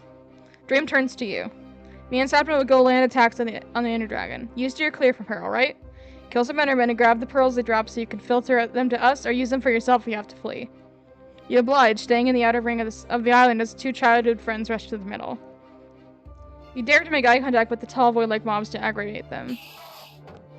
It proved effective as they began to open their mouths, their irritating buzzing getting louder as they launch themselves into your shield. You shut them away and attempt to land hits on them whilst taking caution of any of their attacks that managed to get too near to you. After taking at least 2 hits from the mob, you counted the amount of ender pearls you gained while eating some bread to regain your health. Seeing that you've got quite a lot, you quickly jumped into the middle to throw some to Dream and Sapnap. Thanks, Citrus. Soda managed to catch all of it, tossing the other half to the blonde who had just landed his water MLG. After a few more minutes of combat, it seemed the Ender Dragon's health had depleted until halfway. George had done his job of shooting all the healing crystals. You were busy looking around for the ordered mail when the dragon launched a fireball near you. You had only heard a soft thudding sound before you knew it was surrounded by purple particles that began to burn you. Citrus! Use an ender pearl. Get out of there! You fumble over the items in your inventory, finally stumbling over the sphere-like object and throwing it away somewhere safer. Your breath was shaking in short puffs as you teleported. You looked up to your health bar to see you had 2.5 hearts left. Citrus, are you okay? You wanted to reassure them that you're fine, even a wave of your hand, but the required effort to do so was too much for you, and ended up making you feel a lot more lightheaded. George, we need you! Being the nearest one to you, George glances back to you worriedly. Shook your head in an attempt to tell him to go help the others. George furrowed his eyebrows together before turning away and ran towards the middle. I'm right here. We need your help in keeping the drag away from Citrus. Got it. Right. Dream was the sole person of everyone in your group to have experience beyond half a heart, and you were close. Say it hurt was sugarcoating it. You felt excruciating pain as your heart tried to make up for the blood you've lost from this recent situation. As you breathed heavily, you fiddled around for the golden apple that had stayed in your inventory the entire time. The last time you glanced at the dragon's health bar, it was nearly finished. Just a few critical hits and it would be over. You sighed as you took your time, finally being able to finish it out from all your belongings. You were about to eat it when you heard a bellowing noise from above. The Ender Dragon was coming right at you. Citrus! You froze up and shut your eyes tight as you braced yourself for what was about to happen. You heard the noise of a hit. You didn't feel any pain. You opened your eyes and saw George, who had his bow up and fired the last arrow at the dragon who had only been 1 hit away. He's a little beat up, oh no! The dragon screeches and levitates up, light protruding from its body, as it slowly disintegrates into specks of particles and EXP points. And right then, a sound effect echoes from George himself. George Not Found has made the advancement, free the end. I want to know what happens in the bad ending. Everything was silent for all 3 of them began to whoop loudly. Oh my god, George, you did it! Yeah, that's our boy! George was then lifted in the air by the 2, the male himself laughing loudly as they all cheered. After a whole while of being stunned, you let out your share of giggles. The boys turned around as they heard you laugh. The 2 childhood friends glanced at each other with a glint of mischief in their eyes before running towards you with George still on their shoulders. Whoa, guys, let me down! The 2 had simply laughed at him before letting him get off and stop right in front of you. Dream helped you to your feet, giving you the golden apple you had dropped to heal up. You nodded him in thanks, feeling a whole lot better as you took a bite of it, and then turned to see Sapnap pushing a blushing George towards you. He was right in front of you. You had simply thanked him for being brave and saving your life. I'm really glad you're okay, Citrus. He wasn't one who could easily convey his emotions through words, you figured. You gave out a soft laugh as you cupped his cheek, letting him have a bite of your golden apple. Oh! Thanks, Citrus. Dream laughed at the exchange, his hands on his stomach as he cackled. George sent him a glare, going to the point of him rolling his eyes at the male's reaction towards you two. Alright, you two are cute, we get it. Come on, let's go home. You nod, and all four of you walked up to the middle. Dream and Saturn hug each other sideways as they made their way to the portal, their antics making you stifle a small giggle. You hope that once you all jump in, you will all be, well, one, be able to come back home safely, and two, remember everything that had happened. You're so nervous, but this was so far your only choice, to jump into the unknown. Felt someone grab a hold of your hand. Your gaze trailed from the portal to see that it was George himself. He had a soft, reassuring smile on his face as he squeezed your hand. You were sure that he was nervous, too. On three? Everyone grinned at him. 1, 2, 3! This is so cute, honestly. You woke up on your bedroom floor, clutching at your throbbing head. It seemed that you had fallen over your chair. You had your phone buzzing from your desk. Groaning, you called over to check what your notifications were going off for. First few spams that had been your friends that you were apparently late for your Hypixel game together with them. The most recent one was... George and Found went live, fixing my chair. George and Found. George. Minecraft, the realm. You quickly pressed the notification, the stream's audio booming out of your phone's speakers. It's so funny because I just got a notification on my phone, like, right as it did that. It was like I had, like... That's cool. Also, I'm pretty sure that's an iPhone 13. It looks like one. I might be wrong, but it looks like mine, so... I don't know. Sorry, guys. I know we're supposed to be doing a Minecraft challenge right now, but our connections did some sort of blip, and now my chair is wrecked. Chat roars and laughter, finding hilarious he fallen off his chair to the point of breaking it. Wow, chat, you guys aren't feeling nice tonight, huh?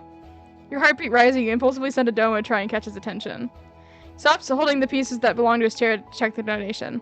Okay, here just donut, thank you for the dono. Think you're so funny, huh? George stopped himself when he read your username. Citrus. Hold on. DM me on Twitter. Do you have the same user? You had to be quick. You know how fast people can be at faking names and usernames and impersonating people. Immediately transfer to Twitter, the stream turning into a picture-in-picture form and situating yourself at the bottom corner of your phone and send him a message. George, it's me. Do you remember everything? The Minecraft realm, the library, the golden apple? Your heart rate picks up as you anxiously wait for a response. You hope you're quick enough. Here's quick typing noises from stream as the chat zoomed by with your name combined with a bunch of question marks asking who you were. And then suddenly, someone joined the call. Stream! George, what the hell are you doing? It's Citrus! What do you mean it's Citrus? Mute your mic on stream, you idiot! The audio from both Dream and George's mic had been silenced. And then suddenly I have a notification beep from Twitter. Citrus! Of course I remember. Cheeky little smile. Dream's helping me book a flight for you right now. Would next week be okay? You flushed already? Fucking of course he would. But it wasn't if you didn't want to be by his side. You already missed being next to him. The next message came in, and it was like you both had a connected brain cell. Wait. Oh my god. Wait. Was that too quick? Oh my god, I'm so sorry. George, it's okay. I'm free, so it's okay. The smile. I love it. Is this real? Oh my god. Wait, please don't look at my stream for like 5 seconds. Curiously, you peeked at the stream window in the bottom corner. Oh, I see all blushy. That's so cute. I thought this was gonna be like super cringy, but like this is really cute, actually. Like this is adorable. First, jumping around in happiness, arms in the air, before returning back to the mic, seemingly telling the other male of your decision. He's a pretty boy. You laughed to yourself, your cheeks hurting from how much you were smiling that entire time. You couldn't wait to see him again. Romantic end, plane trip. Got me blushing and shit. Anyways. We gotta quit again. Okay. So, I guess now we go for, like, the platonic endings? That should be fairly easy, I guess. Or we could go for the bad endings and then do platonic endings so that way we're not completely crushed by the time we get to Dream. What do you guys think? Platonic endings and then bad endings, or bad ending then platonic ending? What do you think? I'm thinking bad ending first. That'd be easier to do because you just have to be mean. So we'll do Sapnap, then George. I'm prepared for bad endings. Are you gonna be okay? Genuinely, are you gonna be okay? I'm trying to do this all in one stream, so I don't know. Okay. Well, if you need to leave, once we start doing it, that's fine. Okay? Don't feel like you gotta stay. It's all good. Lillian, are you still here? You haven't said anything in a while.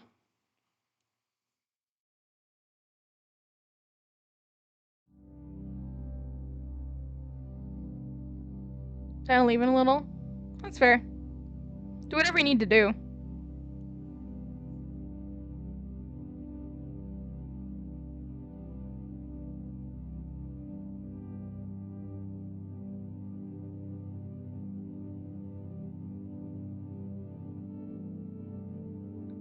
Okay.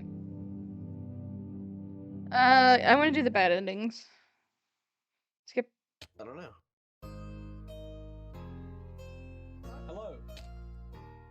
Hello.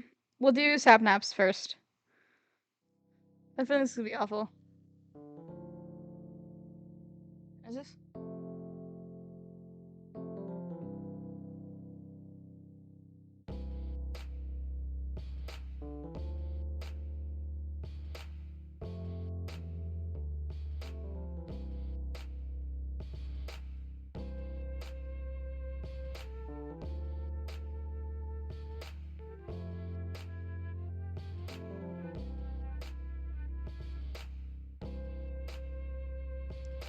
Okay. Oh, so you decided to venture out with me? You rolled your eyes playfully around to sides. Okay. So I don't continue rambling. I'm probably just gonna not read out the rest because my throat's starting to hurt.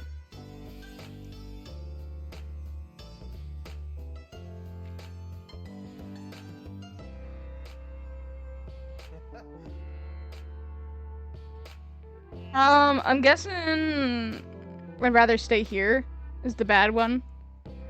There's nothing was signed in the real world anyway. It would make you favorite people because of this world too. Why bother leaving? Your response clearly intrigued him.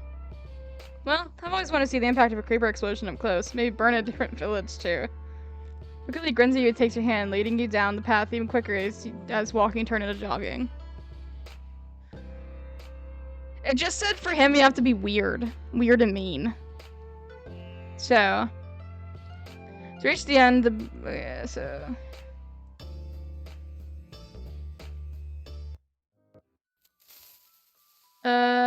defend Sapnap, I guess I gotta. Or I guess I could just do nothing. I probably could have just done nothing. Let's go back. I'm just gonna sit here and do nothing. I'm gonna see what happens if you don't do anything at all. Couldn't seem to decide before you knew it. The creeper had blown up the entire area with 3 of you been in. Oh! Bummer. Would you like to try again? Oh, so if you don't make a decision, you die. Okay. I didn't realize you could die.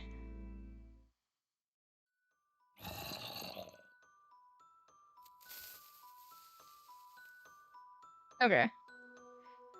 Now that I know that you have to do something.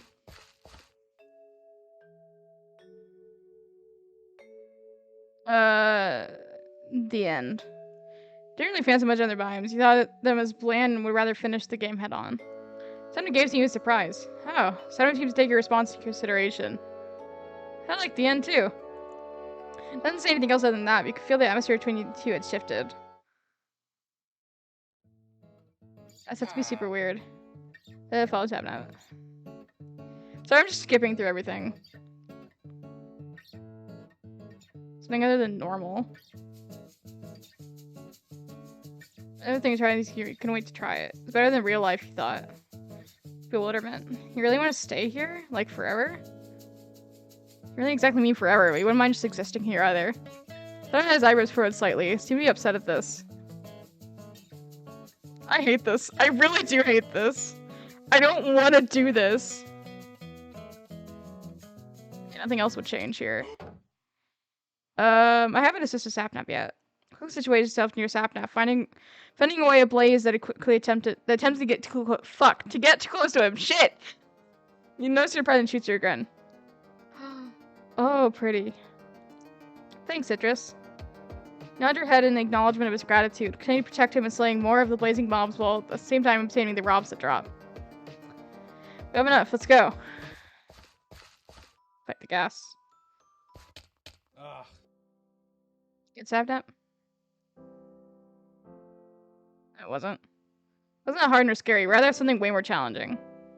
Simon looks at you, befuddled. Does nothing ever scare you? Simply shrugged. Scoffed at your reply. I hate it. I hate it. I hate this. I hate it. I hate it so much. I don't want to do this. But I have to. At least I can skip through everything. Oh, I don't want to.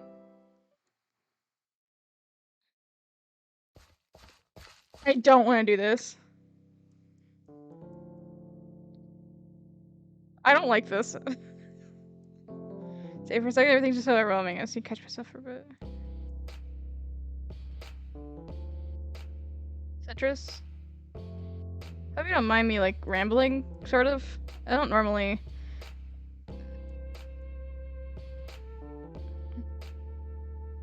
What I mean is, Citrus, I think you're really cool. Oh. I don't wanna.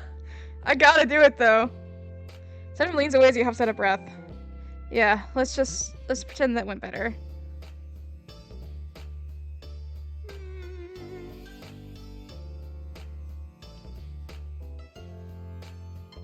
I hate that you have to get the bad endings.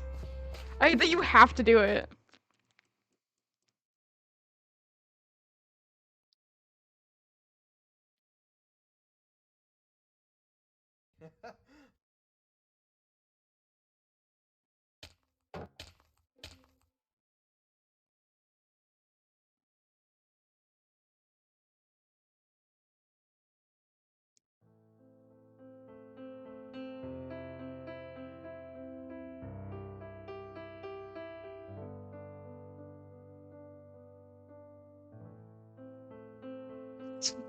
Oh, Sapnap?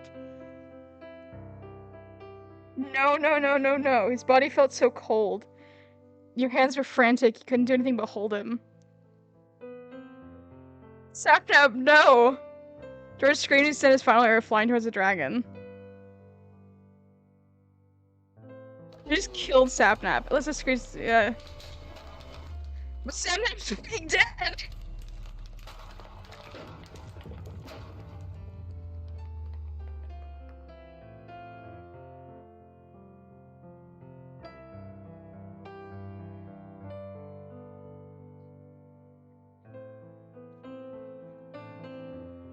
After Dream immediately skidded towards you two. He holds one of Sapnap's hands in his tightly.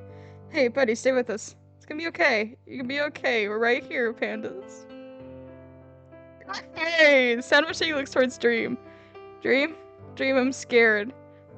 Dream hushes him as George makes his way to you guys. His eyes are full of tears and had the look of distraught. He kneels down next to you and Sapnap. George. Please don't go. George grabs a hold of his other hand, sobbing into the back of it as he brought it up to his face. Your heart hurts at the sight of all three of them, broken and crying their eyes out. Sapnap looks at you, his voice barely but a whisper. Citrus, will you please do me a favor? You're about to respond when you gave a dry puff of laughter. Of course you can. You're really reliable, Citrus, and I admire that aspect of yours. I have braved the list too. Sends you a pained smile, his body beginning to dematerialize into tiny specks of pixels. Watch over them for me, okay? But you can even accept his request, except because of his quiet giggles ring out one last before the weight in your arms disappeared altogether. George lets out a loud wail as Dream covered his mouth to control his sobbing. You sat there motionless, and I would probably comprehend what had just happened. You feel numb, but you also began to shed your own share of tears. Guys! All three of you stayed there a bit longer, allowing yourself to grieve for a while longer. After a few moments, Dream took a shaky stance up whilst wiping the tears away from his face. He reaches out to both you and George to help you both up to your feet. Come on, we have to go. He uses his grip on both your sleeves and George as he leads all three of you to the exit portal. With silence, he pulls both of you into the vortex. You woke up on your bedroom floor, clutching at your throbbing head. Seeing you had fallen over your chair. You hear your phone buzzing from your desk. Groaning, you crawled over to check what your notifications were going off for. For the first few spams, they'd been your friends, and you were apparently late for your Hypixel game together with them. This recent one was... What if I went live, fixing my chair? Huh. You tapped the notification to tune in the stream. Will you have sex with me? Doris was a cute huff of laughter. You found it funny this is what you first hear the moment you join the stream. What? No, will you please reconsider? Come on, George, it's a funny video. You hear the British male scoff lightheartedly at the younger male's antics. You're so weird. Come on, restart your Minecraft launcher. I fixed my chair the best I can. Let's work on the code again right now, yeah? Maybe even teach Chad a thing or two. Alright, sure. Give me a sec. He smiled. Their streams together are always so fun to watch, especially the times they start to begin being competitive with each other to the point of screaming, leaving calls as a joke. All of a sudden, you feel like something was missing. Consider the charm you had connected to your phone. Your friend had given it to you as a birthday present. It was a panda. Does Sapnap just not exist anymore?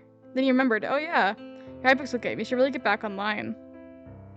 Did we just wipe him out of existence? The fuck? We just wiped Sapnap out of existence. It was awful. What the fuck? And I have to do that again? Guys.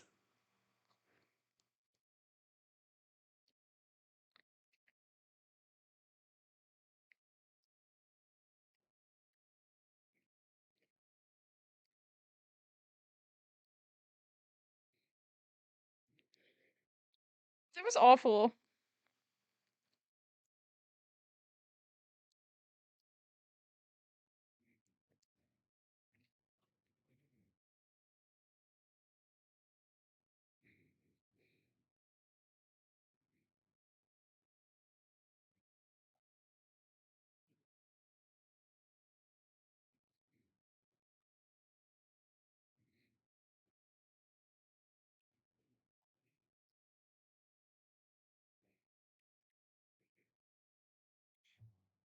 I don't want to do this.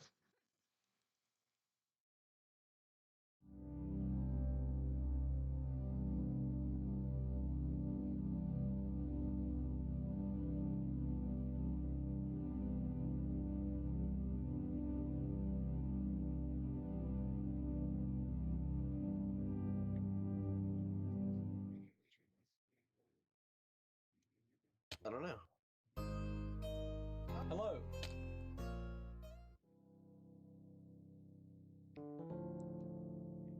I focus on the task at hand rather than to participate in small talk. Besides, it means that you can get back to the real world quicker the faster everyone reunites after this. Not much of a talker, hmm? If you have no mind to continue obtaining more wood. I feel like the amount of materials you got wasn't enough. You peer back and see George waiting for you to finish up. Let's head back, yeah? Find George. Books. Not really, they bore me.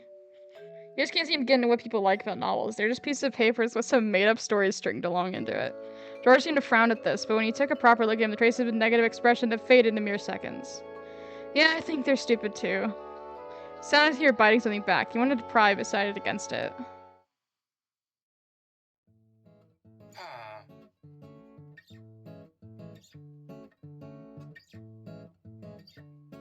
They're fine.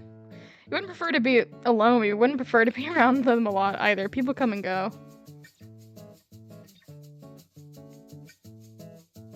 You know how much I hate this?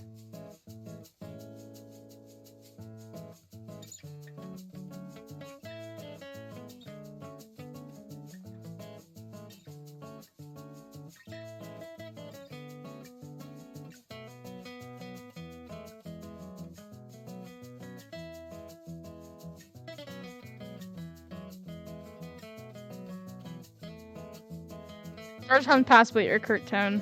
Not as easy as I thought. His tone sounded more guarded than before. You paid no mind to it.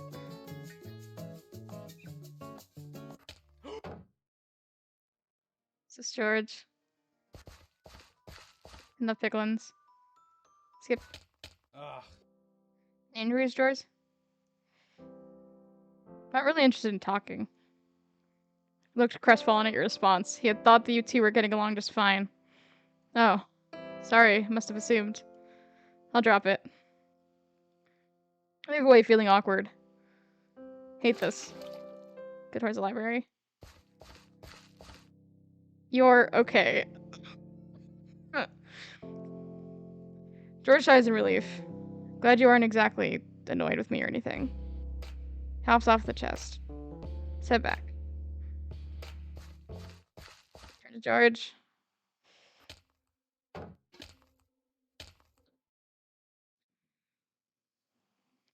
You heard the noise of a hit. You didn't feel any pain. You opened your eyes and saw... He's gonna fucking die. George. He had a smile on his face, but his teeth were clenched. He had a breath as he glanced up his health bar. No, no, no, no, no. The ring bar of his health bar had begun to flash white before disappearing altogether. You caught him as he fell forward right into your arms. He held him as closely as you can. He felt so light. You noticed there were specks of colors appearing around him. There were pixels. He was disappearing into the tiniest of particles. George! Dream exclaimed before landing a final hit onto the dragon. I fucking hate this. This is awful. Sabnaman immediately ran to your side. George? George, stay with us. Don't screw around. George only lets out a weak giggle, his body beginning to glitch out as he tries to poke Sabnap's cheek lightheartedly. Dream hurries to your area, holding his other hand. Come on, guys. It was better me than any one of you. I wouldn't want you having to experience any of this. George, stop being an idiot for once. You begin to tear up while both Dream and Sabbath begin to weep for their best friend. Stop fooling around, George. You're coming with us. You're coming with us. Just shut up and come through the portal by our side. Hey. Guys, you all look way better with smiles on your faces. Let's try that, yeah? Smile for me? Dream lets out a sob and Snapnap can only sniffle. The two of them tried their hardest to give George what he wanted. They always did. They let out the best smile they could ever muster. George grins back. I know I could always count on you too. He then turns to you. Citrus, I'm sorry to have annoyed or burdened you in any way! Guys! But I have only one last request for you. Could you please take care of these two for me? Before you could even give a response, his body collapsed into thin air. The last thing you saw was a pleased smile on his face. Dream and Sabdo simultaneously let out loud wails that began to lower themselves to the ground where their best friend used to be. You sat there motionless, unable to properly comprehend what had just happened. You feel numb, but you also began to shed your own share of tears. All three of you had stayed there for a bit longer, allowing yourselves to grieve for a while longer. After a few moments, Dream took up a shaky stance while wiping his tears away from his face. He reaches out to both you and Sapnap to help you both to your feet. Come on. We have to go. Gives his grip on both of your sleeves, and Sapnap says he leads all three of you to the exit portal. It was silent as he pulls both of you into the vortex. You woke up on your bedroom floor, clutching your throbbing head. Yep. Spams. Seriously, was Dream Mistake went live. My chair broke. Oh, Dream this time. That's new. Huh. Tapped on the notification, tune to the stream. Sapnap, stop laughing. I didn't laugh when you screwed your chair up. Sapnap lets out a cackle. It sounded like he was laughing so hard to the point where he had to clutch his stomach.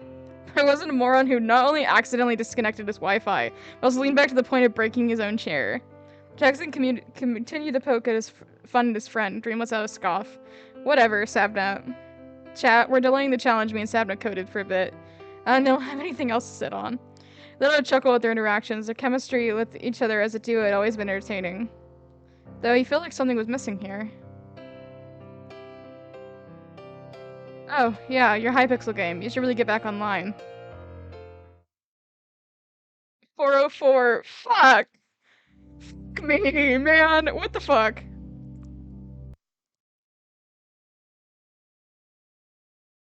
This is so dumb. I love it, but I hate it so much.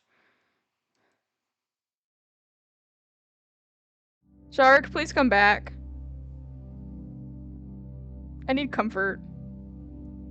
That was awful.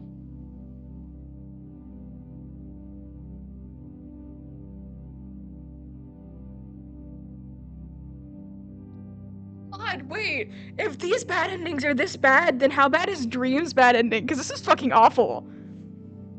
And I heard that Dreams is like the worst. Like, oh my god. Wait a minute. Okay, wait. It's like, I don't want to be those people, but like, genuinely, without Dream, Sapnap and George wouldn't be where they are. So what if neither of them are streamers anymore? What if that's the bad ending? Is that he dies and neither of them are streamers?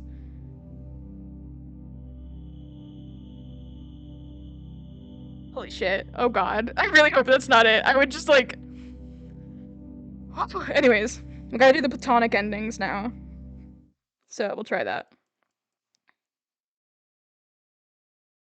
Let's go and skip through again. Citrus, of course. Hello. Okay, like before, we're gonna go for Sapnaps. Hold on. Got stuff to look at.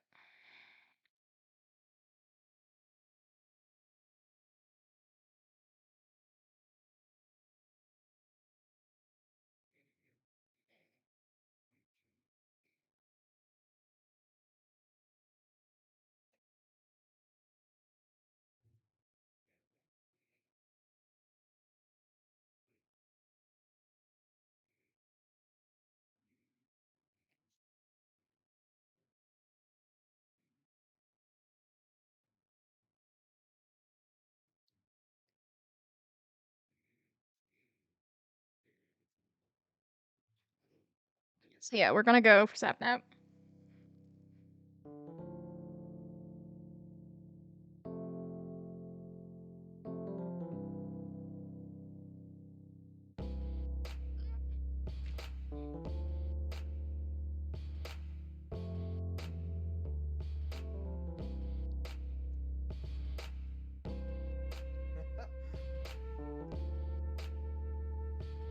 I was wondering, what would be the first thing you'd do the moment we get out of here?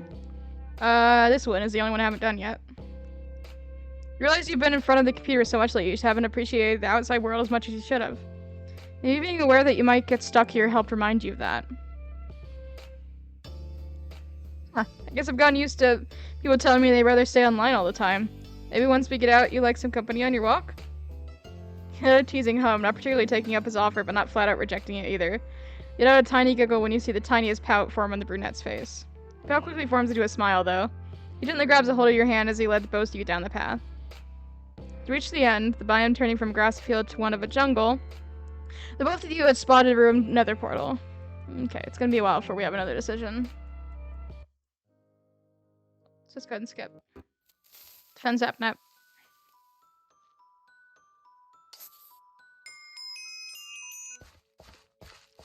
So, biomes. I haven't done the nether yet. Seeing the bright orange biome makes you a bit nervy, but it also makes you bristle with excitement. With mobs contrasting from the overworld, you appreciate a slightly more challenging setting. Tano seems to beam at this. The nether is so cool, I totally agree. It isn't that hard, but isn't that easy either. Perfect balance. You agree, it gives you the thrill that's just right. Tano gives you a chuckle. Once you're out, let's have a race. First to find a fortress wins. Not being one you backed down from a challenge, you accepted the offer. Okay. Follow said that.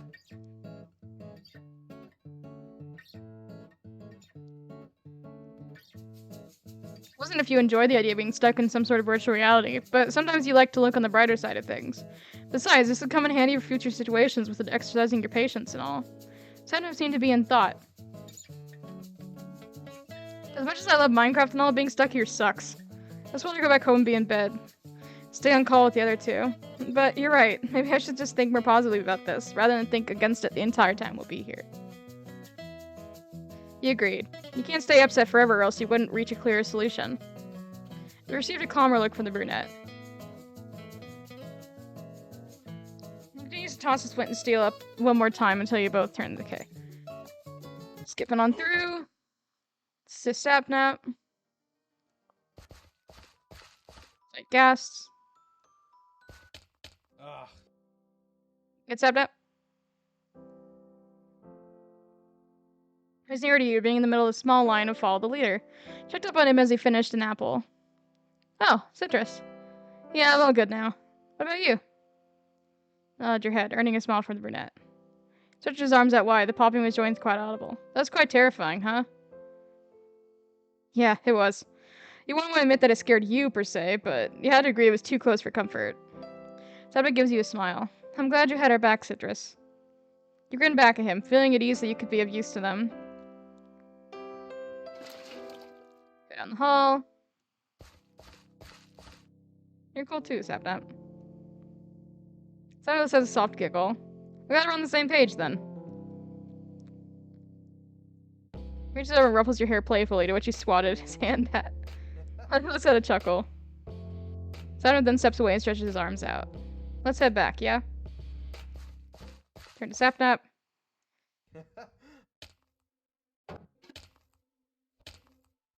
Didn't feel any pain. You opened your eyes and saw... Sapnap!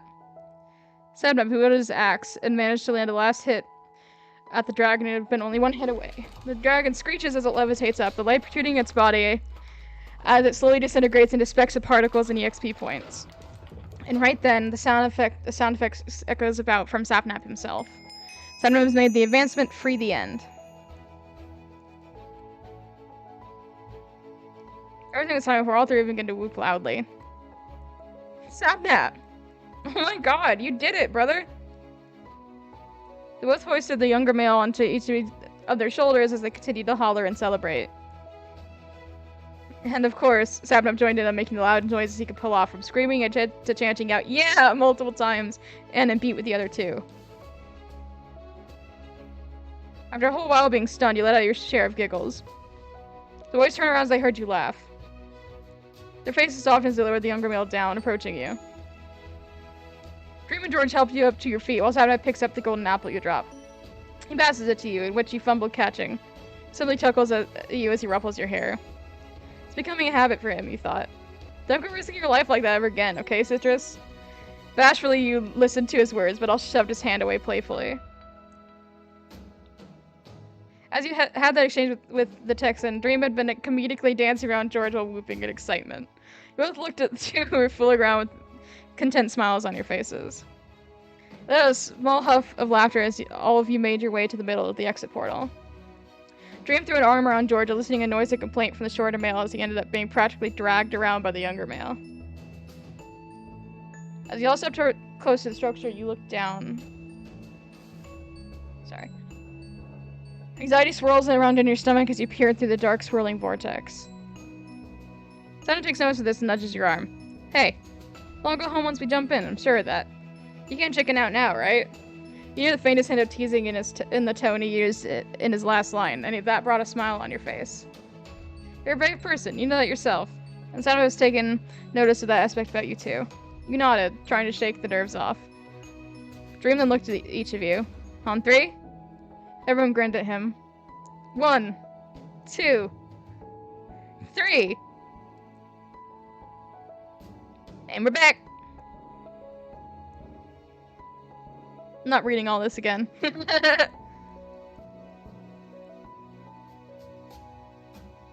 Sapnap, Minecraft, The Realm. You quickly press the notification, the stream's audio booming out of your phone speakers. Sure, chat. You guys really think you're so funny. At least my chair broke. Most of you probably are. Just those other people who aren't should give more subs while I fix my chair. You laughed at the curt reply that came from the mail. That is definitely your Sapnap. You decided to send in a dono, thinking that hopefully it'll catch his attention. You can hear loud shuffling from the stream's audio. Okay, who thought it was funny just donated me Hey Snapmap? Who decided that they have the greatest sense of humor? He cuts himself off. Citrus? Wait, hold on. Citrus? DM me on Twitter right now. Scrambling towards the Twitter app and turning the stream's video into picture-in-picture at the bottom corner of your screen. Try your best to send him a message as quick as you could. You're aware of how quick the fanbase can steal an identity, after all. You send him a message.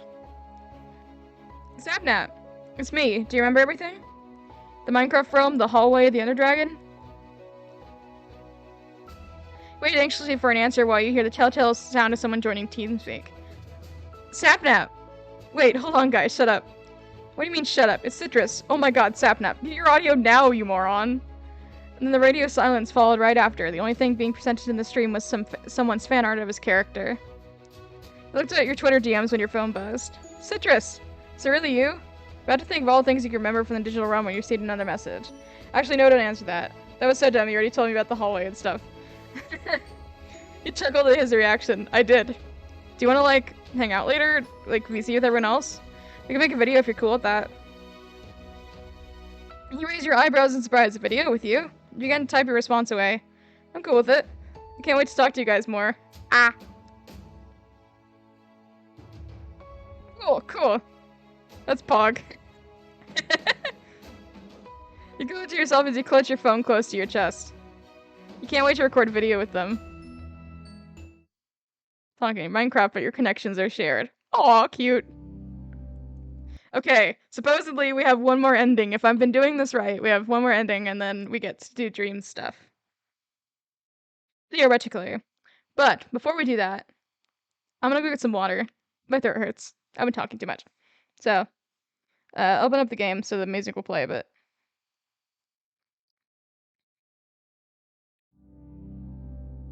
I'll be back.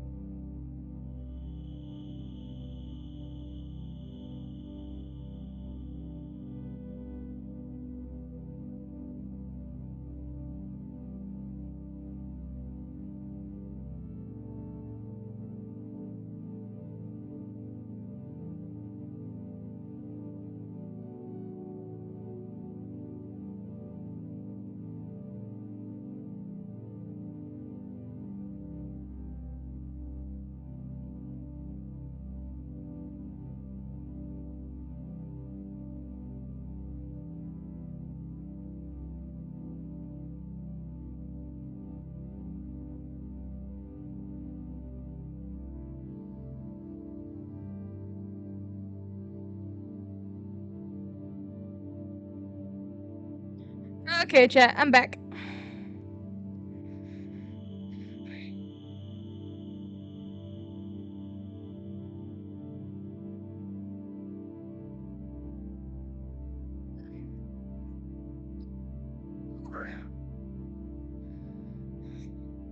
All I have to do is get George's platonic ending, and supposedly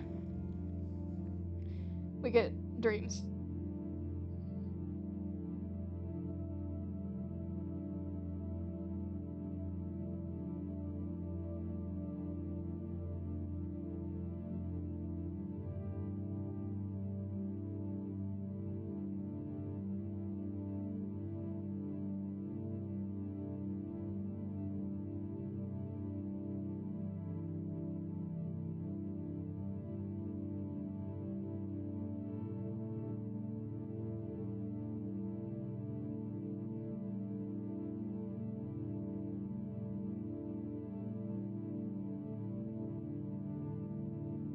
So supposedly this works, but supposedly it also might not. So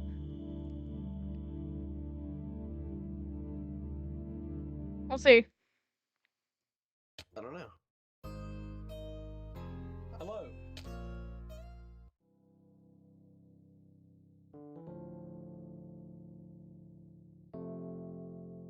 So it wouldn't be as exciting if it meant not hanging out with them for the most of it. Yeah, especially when you have friends to mess around with too. Without those two, I wouldn't know where I'd be. Hear the fondness in his voice and looked at him from where he stood. Looked back at you with an easy smile on his face. Once you feel like the amount of materials you've gotten was enough, you peer back and see George waiting for you to finish up. Let's head back, yeah? You know, as you both make your way back without him count up. Okay. And George. Books.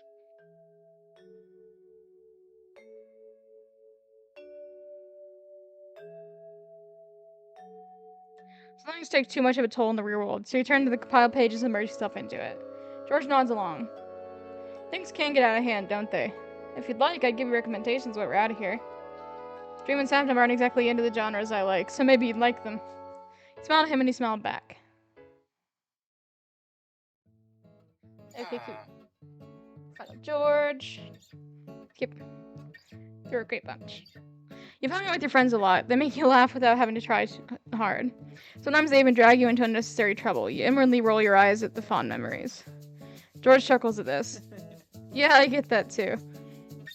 They'd get you into all sorts of situations, good and bad. But I guess what's important is that you're all there for each other. Amusement echoes out of his voice. You agree with his statement. Let's head back.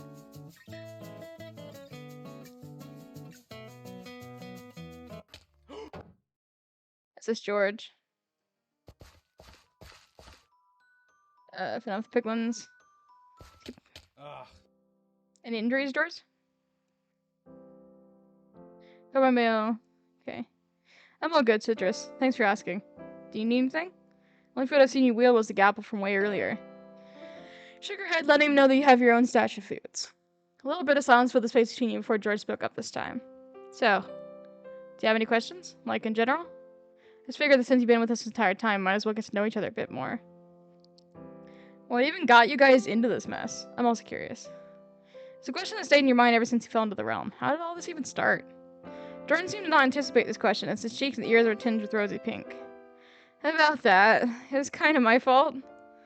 It was a scenario in the code we were trying out right then. I activated it before Dream told me to, just to check if it would work properly, and all of a sudden we woke up in this world. Maybe I shouldn't have tested it. Sheepishly answered, regret lacing his voice. You reassure him that whatever he'd done wasn't his fault. It was just a weird glitch in the system that transported all of you to the game. No person can actually pull that off intentionally. George looks at you probably for giving you a small smile as he understood your intentions. He thanked you, but his voice was low as a whisper. So I was having a lot of stream issues, and I didn't realize it, but I guess the stream had stopped after this point, and it came back shortly after George beats the Ender Dragon. So you do lose a bit of dialogue. I'm sorry about that. I don't know what happened. Sorry. God, George, you did it! Yeah, that's our boy! George was then lifted in the air by the two, the male himself laughing loudly as they all cheered. After a whole while of being stunned, you let out your share of giggles. The boys turned around as they heard you laugh. Their faces softened as they lowered the older male down, approaching you. Dream is happy to help you to your feet, and George passes you the golden apple you dropped. Be careful with your things next time, okay, Citrus? Smiles at you as you nodded, your face flushing at your clumsiness last minute that caused you to be endangered in the first place. You mutter a small thanks while proceeding to nibble at the fruit, to which his smile grew sweeter at. Alright, let's go home, guys. Dream hollers out. Sabnub approaches him, slinging his arm around him in some weird side hug. They both laughed as they made their way towards the middle. You, on the other hand, had taken slow strides beside George.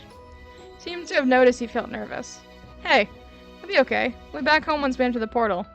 His tone was soft, comforting. You were thankful for him understanding your feelings as you both made your way to the portal. You all stared down at the black swirling vortex, with particles swirling around with hints of teal. On 3? Everyone grinned at him. 1, 2, 3! You woke up on your bedroom floor. Okay, yeah, we've seen all this before. George found George, Minecraft, the realm. You quickly freshened the notification, the stream's audio booming out of your phone speakers. Yeah, we did all that.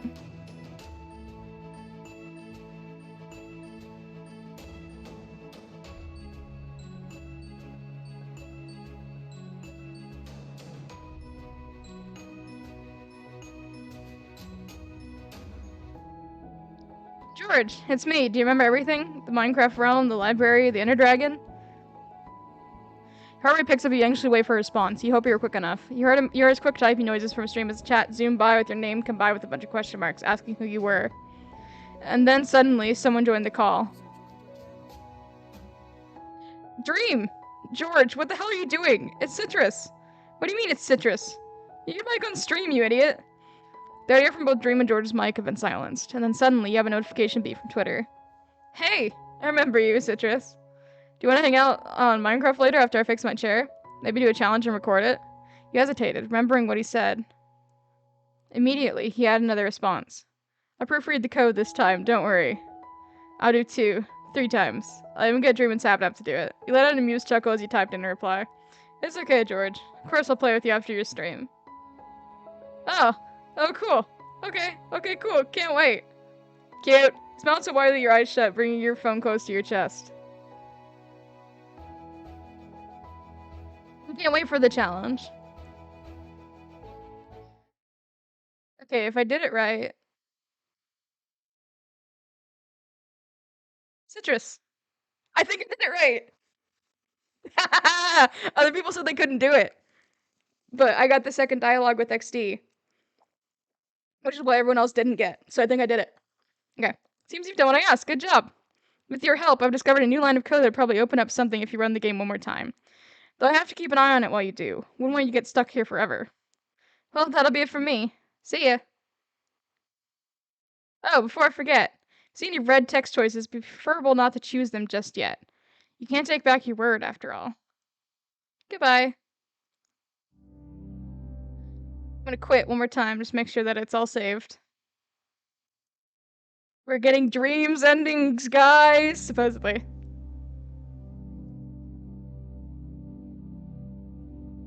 Sorry, I have to resize every time I close out the game. Okay. Theoretically, we can get dreams endings now. So I'm gonna look at the guide one more time.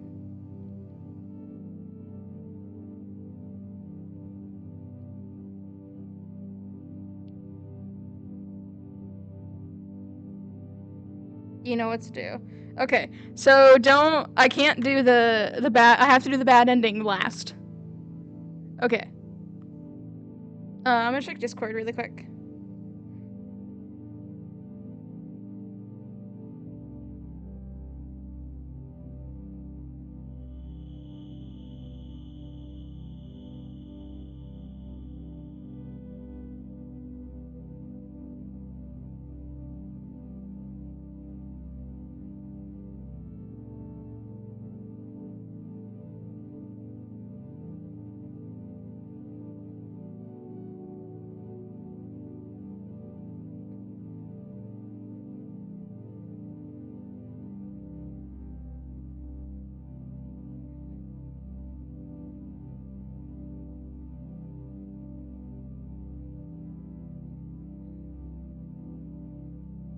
Okay. You ready, guys? Let's go. I'll read it out fully this time. You stretch in your seat, in the process of getting ready for a match of Hypixel with your friends when you've got a notification on your phone. It was an alert from Twitch. Your favorite streamers are online. Oof. You finish setting up and proceed to wait for your friends in the lobby. Thinking that they were taking quite a long while, you decide to put the stream up on your phone. Hi, hello, welcome to the stream, guys. I'm here with Jordan Zapnap. Say hi. Hi. Hello.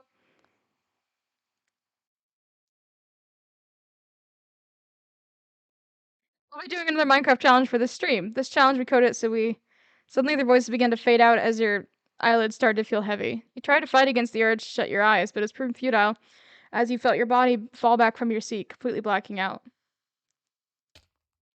Thud. You let out a groan as you felt your back collide with the ground. You assumed that you had landed on your apartment floor until you heard 3 different voices from above you. That was a really harsh fall. You think they're okay? Hi. Welcome. I've had these lights on for ages because somebody wanted a piss setup, apparently. AKA, they wanted all my lights to be yellow. I mean, it's on brand, but still.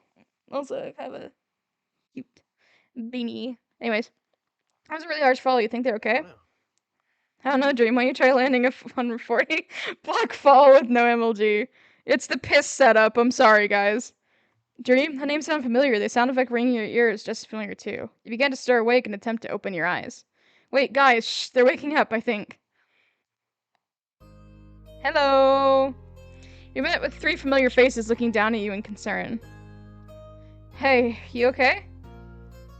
Here, let me help you up. Brought up to your feet by the tall male in front of you, your arms immediately flailing about as you try and regain your balance. You then begin to pat the dirt off your pants as you come to the realization you're surrounded by 3 of your favorite content creators. You're probably so confused right now. I go by Dream. What's yours? Citrus. Obviously. Introduce yourself. Dream grins. Hi. Citrus. Ah, his little hi is so cute! Nice to meet you. Dream was then pushed over to the side by a brunette who had a bandana tied around his forehead. He seemed to be a really energetic person.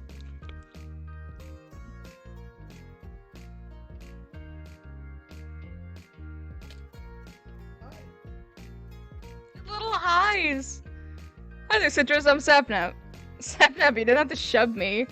You just weren't quick enough to move out of the way. He bashfully nodded and waved back to the two as they began to bicker.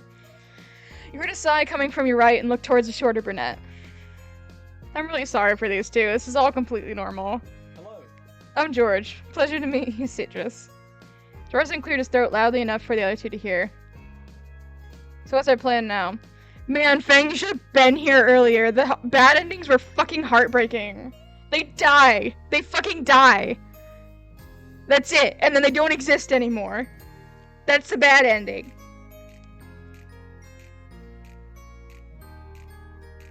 That's what I had to go through to get these. To get Dream's endings, you have to do the bad endings. And I'm traumatized. So what's our plan now? Obviously we're stuck in a Minecraft world, but we can't stay here forever. Yeah, they fucking die! So basically you have to be like weird or mean to them, but they protect you anyways when the Ender Dragon tries to kill you. And they end up taking the blow instead of like fighting back. On the good endings, they kill the dragon because it's the one hit down, but on those they run in front of you and take the hit and they just fucking die. And when you go back to the real world, they never existed. Which is why I'm really worried for Dream's bad ending, because if that's the same thing, just consider Dream very much is one of the reasons, right? Why Sapnap and George are where they are right now. So consider if Dream never existed.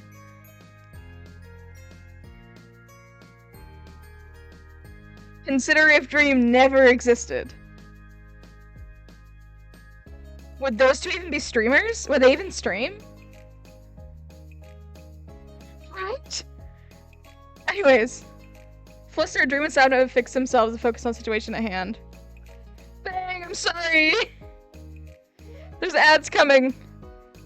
Oh, I can snooze them. Ugh. I can only snooze them for 5 minutes, and I can only snooze them one more time, and then you just have to deal with the ads. I'm sorry. How do you think we can get out of this? Any ideas? Seems they discussed this before you arrive. Confirming that everyone was from the real world and was not a bot built into the game's code. Give me all the ads. Seeing you fall from apparently 140 blocks high also served as enough evidence that you, too, were real to them. A moment of silence had passed for a while as all 4 of you try to think of a solution. You know, I'm curious, what is my revenue right now? I haven't checked in a long time.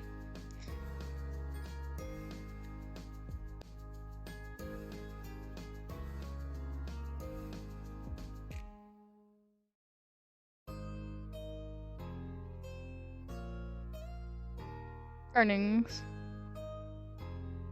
What have I made?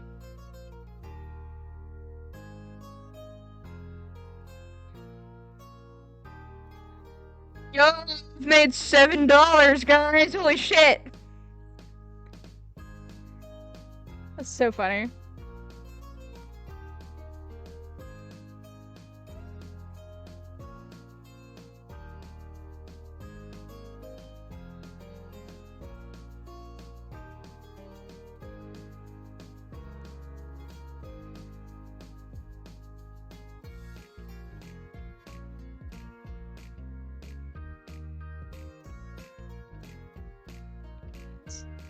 Is that even enough for a Happy Meal these days? Like, is it? From the silence past fall, as all four of you try to think of a solution. Free the end? Everyone turned to Dream. The what? The end. We find the stronghold, beat the Ender Dragon, free the end, just like we usually do our challenges. I'm not sure if this will help us get back, but it's worth a try, right? But then this is us, Dream. We're not our characters anymore. We're actual people stuck in their places. You can't just die and respawn. 0 hearts and we disappear. Yeah, more than disappear. Like, disappear is right, bitch. Oh my god.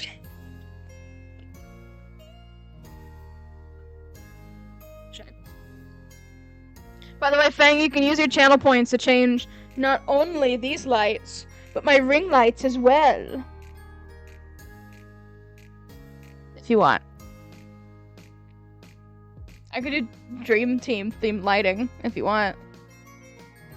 I'll do it for free. Do like blue, green, orange. I mean, this is basically already orange. Too many fucking remotes here. Sick. Do orange lights. I'm doing it. You don't get to decide. I've just decided. Blue.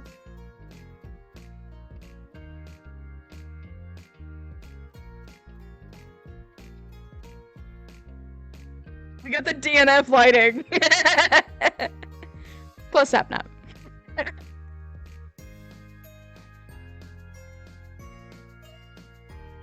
I like the music. It's nice. How are you so sure about that? We don't know if that's true. Yeah, but you don't know if that's not true. Sapnap out of the blue proceeds to punch George. A glimpse of George's health appeared at the top of his head for a split second with the last heart split in half. Dream's face faltered at this.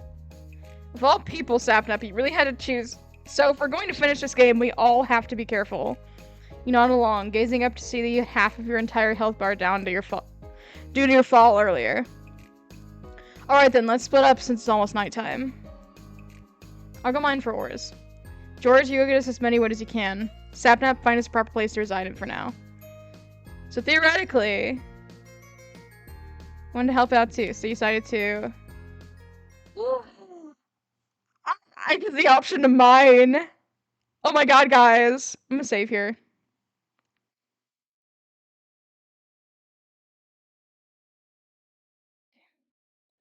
So I can come back to this multiple times. Mine down. You didn't feel like following any of the two who are on the surface level, so you decided to walk over a small cave the Dream had created. Been climbing down silently until you accidentally kicked a pebble down the pathway, the sound bouncing off from the walls and catching the attention of the blonde. He turned around quickly in a defensive stance before realizing it was you. He heaved a relieved sigh. It was just you, Citrus. You scared me. I'm sorry. You're gonna get an ad in a minute. I'm sorry. I can't snooze it again. You sure you don't want to stay up there? I don't have a torch with me, so it's gonna be kind of dark. No. Those thoughts stay in the head. You sure you don't want to stay up there? No, yeah, okay. You shook your head no, to which he shrugged at. You need to mine for more iron ore as you mine the occasional coal ore that would pop up on the way. Sometimes even a block of gold ore would pop up and both of you would gasp in glee. As both of you continue your way down the cave, Dream suddenly halted his actions. He peered up at him confused. Don't you feel scared about this? We're just suddenly stuck in this realm? I know I don't usually show the other two, but I've been pretty freaked out this entire time. You're scared, or I'm pretty freaked out too? I don't know what to do. I'm looking at the guide. I wanna do the romantic ending first. Nice. Kind of chill, a bit overwhelmed, but encouraging and trying to be brave. Okay, so this one. You're scared? Oh, his laugh. He's so baby. Sorry. The dream stand of me is coming out. Dream chuckled at your response. It's funny, right? Scared of the one game I've come to love for all these years. I know the mechanics are at the back of my hand, but here I am hesitating like an idiot. Sorry.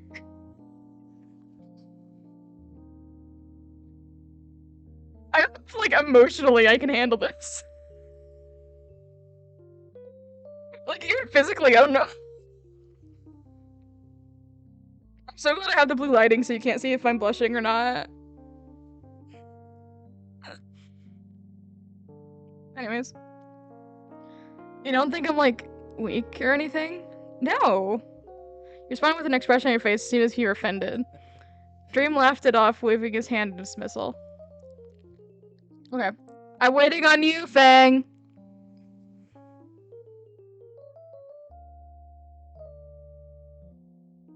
We wait on Fang. I don't want them to miss anything.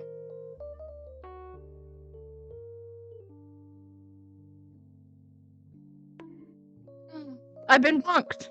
Hello.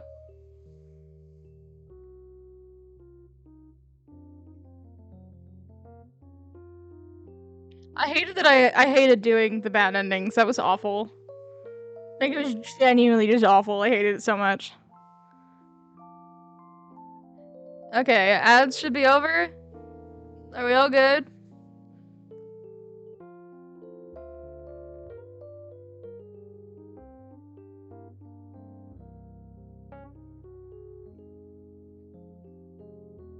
Oh shit. Be safe.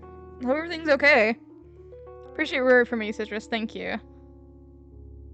You motioned your hand in front of you for him to continue your copper-weighted mining a little bit longer, for finally setting on the amount of materials obtained. Shit. This is enough. Let's head back up and reunite with the other two. You nodded, following his stride as he led the both of you out of the man-made tunnel. As the both of you reached the surface, you heard Sadma's voice echo throughout the nearby forest. Guys, I found a ruined portal! Nice find! As everyone were united, they had huddled around the ruined portal. Dream and George exchanged the materials they had obtained, successfully creating a crafting table. Dream creates just enough stone axes and pickaxes for everyone to be able to defend themselves when needed. Jordan stashes the crafting table in his inventory. Now, let's see what the chest has in store for us. He motions for Zapnap to take the lead. The brunette bounds over to the chest buried in between the netherrack, opening the lock up and revealing the items locked in. So, what do we got? A gapple. There's also flint and steel, a few golden ingots, an enchanted golden helmet, and some obsidian blocks. Zapnap then quickly sweeps a hand in the chest before anyone could speak up. I call dibs on the flint and steel. George rolls his eyes before approaching the chest. We should not let Zapnap have a flint and steel, I'm just saying. Thank you for the bits! I'm sorry I don't have my jar. I don't have a jar on this source. I'm sorry. I had to get rid of it. You had bits. Well, next time I do the jar thing, they'll show up in the jar, so. Yeah. Bits leader. Hoo-hoo. Then I'll grab the helmet. I love that George has the helmet. He always has a helmet. Dream was last to approach the chest, bringing out the two remaining items. He holds them both in his hands as if to weigh his choices. Here, Citrus. Tosses the golden apple to you. You glance at it for a second before looking back up towards the blonde. He simply smiled back at you. You'll need it more than I do. Besides, these will be handy later on. You had to speak up when you heard the sound of groaning was all around you. When the sound of groaning was all around you. Shit, I can't read. 3 of you had lost track of the time as night came upon all of you. Numerous mobs had begun to spawn. Guys! There's a village down here. Find one black hole, it's my marker. Upon hearing this, Dream had already sprinted ahead, leaving everyone else to follow his lead. As you all ran, you heard a yell from someone behind you. Ah! George! George was wrestling with a zombie. Sadnap also turned his head around and immediately wielded an axe. As he looked behind the younger brunette, he spotted a creeper poaching his way. I'll defend Sapnap again. He called up for Sapnap to take a big stride to the side as he struck the creeper behind him. You nodded him to continue his way to George. As the creeper began to flash white, you hit the mob one more time. It recedes into dust as a few hours of EXP had taken its place. When you turn around, you see Sapnap pushing George in front of him in an attempt to get him to move. He passes by you as you turn back to run with them towards the village. Thanks for having my back, Citrus. It's just because I couldn't do anything with Dream, okay? No. Dream turns around. Are you guys okay? All three of you nodded in response. Alright, then come on. We're almost there. You all hobbled over to a nearby village. Dreamer shoved a random door open and ushered all of you inside, breaking any lever or button nearby the entrance to ensure that no other mob could get in. You really didn't have to, but it was better safe than sorry. Dreamed inside as everyone attempted to catch their breath. Anyone hurt badly or anything? You, George, and Sapnap glanced at each other for a minute before shaking your heads all together. Dream sighs in relief were glancing at the iron golem doing its job to protect its village through the window. Well, it seems like we're in a library. Might as well make the most of our time here and rest up until daylight comes back. Dream and Sapnap nodded at this. Dream continued to stay nearby the door, keeping watch of the mobs outside. Sapnap decided to sit by the staircase to the upper floor of the library, and George had already gone up to check out the many books on the shelves. He took this as a time to breathe and venture around. Yeah, I want to know more about the end. You approached Dream. It was situated nearby the door. He glances at you and nods, taking note of your presence with a smile. Citrus. You nod back with the same expression, seated on the opposite side with him, whilst glancing out of the window. Both watched the iron golem protect his village, flinging the many spider and skeleton mobs into the air and causing damage to them. He decided to ask a question. The end? Well... Dream looked a bit off into the distance. Well, it makes sense, right? It's how you normally beat the game. Getting iron, walk around the nether, finding a fortress, obtain ender eyes. Look at the stronghold to defeat the ender dragon. It trails off before meeting your gaze. Seems clouded, but you can't decipher what it was. If you were in my place, Citrus, what would you do? He pondered. He was a guy who had a lot of people had a lot of people have high expectations on him. I said, leave myself. Leave myself. Dream blinks at you for a second before gazing outside the window with a smile. He lets out a low chuckle. You're right. I can do this. We can do this. The Dream Team have been doing these kinds of things all the time. Aha! I love the eyes so much. They are so pretty.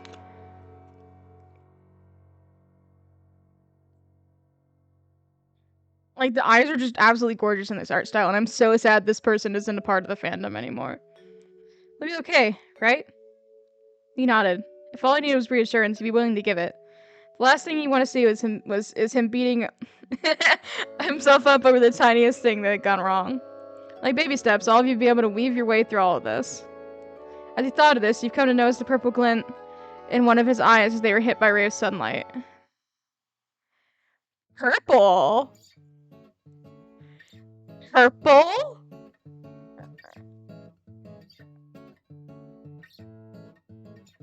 See, now I'm thinking the bad ending is something else. Because you had to go through all this stuff. Like, his code, his endings code, was, like, locked away. Shut up. Was, like, locked away, and you couldn't get to it till you got all the other endings first. So, like... maybe Dream isn't what he seems. Just saying. Anyways, I'm tired of this lighting a little bit.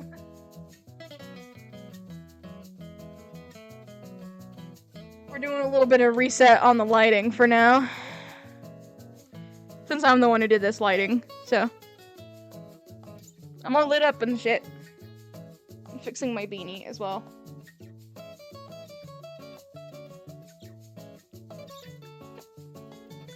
Hair is a bit of a mess. This beanie's really nice though. I got it from an Etsy shop. It's really comfy, it fits perfectly. Looks adorable, and it's orange to match my brand. Anyways. Guys! Sun's out. Let's go let's go and loot this place. Everyone assembled themselves nearby the entrance of the library. Main focus is to find more iron. If you guys found enough, craft a shield for each of you. I'll look for a furnace to smelt the ones I've mined. I'll keep an eye out for more too. And look for food too. We'll be needing more of it later on. Everyone nods and headed off in various directions. I need to get a cat beanie really bad. I got it from what's her name? Callie? On Twitter. They have a Etsy. I think Callie is their name, right? I think. Has chat behaved? They have behaved. Yeah, Callie. They're at with 2 M's _ Callie on Twitter. You can find their Etsy shop that way. So, Shark, to fill you in, the bad endings were heartbreaking. They were awful, and I'm scared to do dreams. I remember how much they were. I know they weren't very much. Like, for having something handmade like that, they weren't very much. But yeah, the bad endings were awful. I'm scared. Anyways, we're doing dreams now. We're doing the romantic ending, or we're trying to. Everyone nods and headed off in various directions. Reminder that you can use your channel redeems. There's a lot of dream redeems you can do. You got fairy lights and ring lights as 2 separate redeems. You can make me turn on my black light if you want. You can make me put on some eyeshadow, which is cool. There's puppy time. Okay. Hold on, let me do it.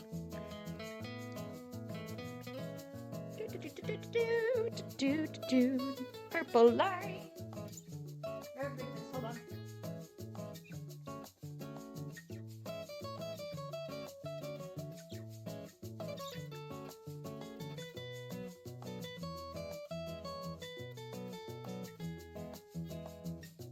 There's no real effective way to turn this thing off.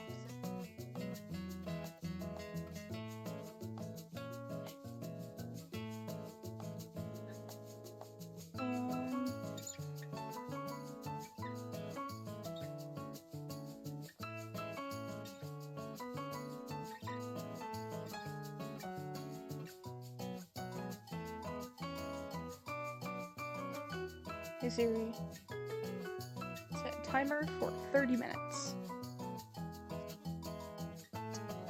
Thank you very much, Siri. Hydrate break? You got it, give me a sec.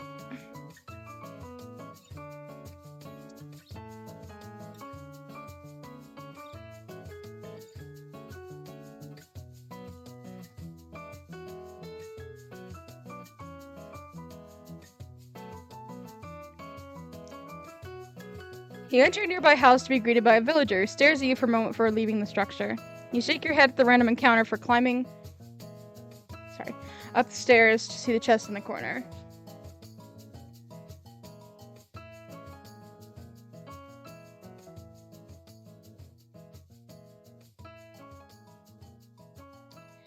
Opening it, you were greeted by 4 pieces of bread, 2 onion ingots, and an apple. Smiling, you stash all of them into your inventory before heading out. You met up with Sapnum and George as they both emerged from the nearby house. George approaches you. He gives you a shield and an iron pickaxe to replace your stone one. You notice that he was able to make enough for everyone. Turning around to the sound of footsteps approaching, you see Dream returning with more iron ingots and a bunch of buckets in his hands. George also made his way to the blonde, handing him his share of the new iron assets. Dream nodded at him in thanks. Nice. Alright, Sapnap? How many obsidian blocks were in the chest? Sapnap pondered for a bit. I think there were 2.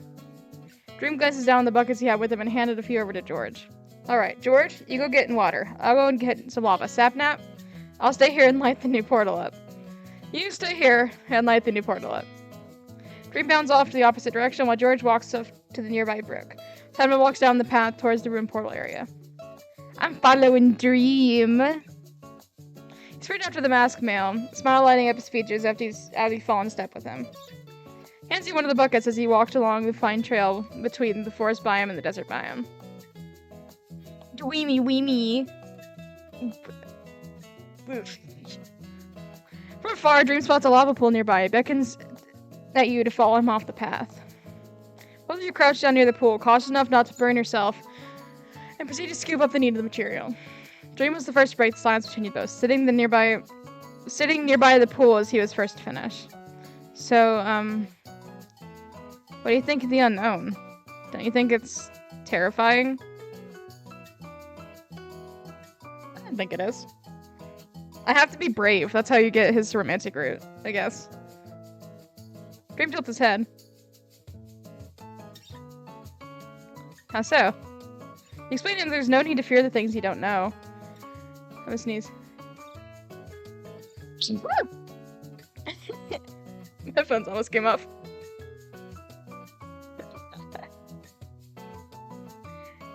Explaining there's no need to fear things you don't know. All you need to do is brace yourself and adapt to the changes you'll just have to face. Dream takes your words into account, bopping his head as he comprehends information. After a second or two, his face breaks into a smile. Yeah, you're right. Thanks, Citrus. I guess it's just the whole virtual reality thing jarring me. It really eases my mind. You mirror his expression with your own comforting smile, glad to have helped him out even a little bit. Dream stands up from the pool. You follow his lead and meet his gaze. You both nod at each other, a quiet confirmation that you both had the same thing in mind. You both then headed back to the ruin portal. You guys got the stuff? Everyone raises their needed item, confirming they all had what they needed. Ugh, my nose is all runny now. Henry smiles at this before beginning to call George to his side to help complete the portal altogether. He stood by the side as the 3 other members had grouped up together to speed up the portal bidding process. Once they were all finished, Sapnap flicked the stone in his possession and flared the new nether portal to light. Pether Nordle. I couldn't even say the joke version right at first. I stumbled over the joking. Gotta go to therapy, have fun. Good luck! Be therapized. Be therapized. Be therapized. The 4 of you grinned at the success of your first half of the plan. Sapnap then glances around everyone else. So, is everyone ready? Dream points to George. Wear your helmet, George. Let me know how the dream romance ends. I will! Oh, yeah. George quickly applies the helmet and gave that a thumbs up. We're ready. Sapnap nods and you all usher over to the line of blocks right before the portal. You inhale deeply and exhale slowly, an attempt to calm your nerves before entering the portal. You peer over to the side to see the other 3 doing the same. Dream then begin to count. On 3. 1, 2, 3! As Sapnap shouted, all 4 of you had jumped in the portal at the same time. After feeling light for a split second as you thread through 2 different worlds, you feel gravity pulling you down as you enter a warmer surrounding. You decide to take a step down from the obsidian platform. With the disorientation catching up to you, you had fallen onto your knees and clutched your head. Teleporting from one world to another isn't exactly as fun as it seemed. The other 3 had simultaneously groaned as they landed. Yeah, hopefully we're never doing this again. I second that. Shaking his head, Dream stood up and batted away the netherrack dust that had gotten all over him from the fall. You and the other 2 had followed his lead and did the same. Dream gazes around the view of endlessly dripping lava, trying to let the scene sink in. The nether. You can hear the dread in Dream's voice, and you're about to approach him about it before he turned with a stern look on his face.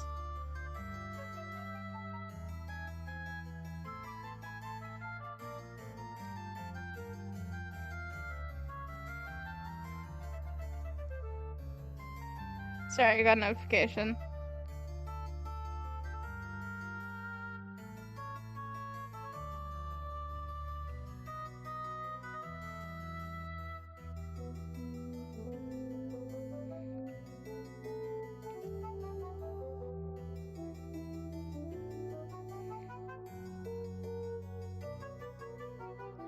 Update on Dream's surgery that he had. So it wasn't an emergency surgery, but it was a risky one that he'd been needing for a while now.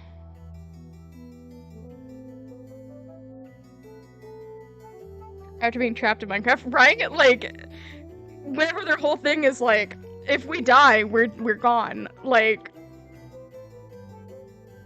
I don't know, like, I get you want to get back as soon as possible, but I don't think speedrunning is the way to go here. Yes. Yeah, he said that it was, it had been a recommended surgery for a while, and so he wanted to do it. So it wasn't an emergency thing. He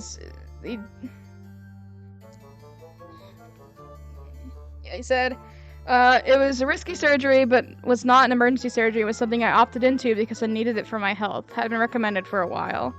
It was still scary, but I'm happy I did it, and I'm happy that my friends and family were there to make sure I was okay. I love my mom so much. That's so cute. That's so sweet. Anyways, gather a bunch of netherrack. We'll all need it. You all nod and split off, and he bounded off to the side, creating a small strip mine to easily gather a big amount of the nearby material. Yeah. If it was for his health, then yeah. As scary as it was, whenever he was just like, major surgery, and then fucking dipped for 13 hours. Like, I'm good.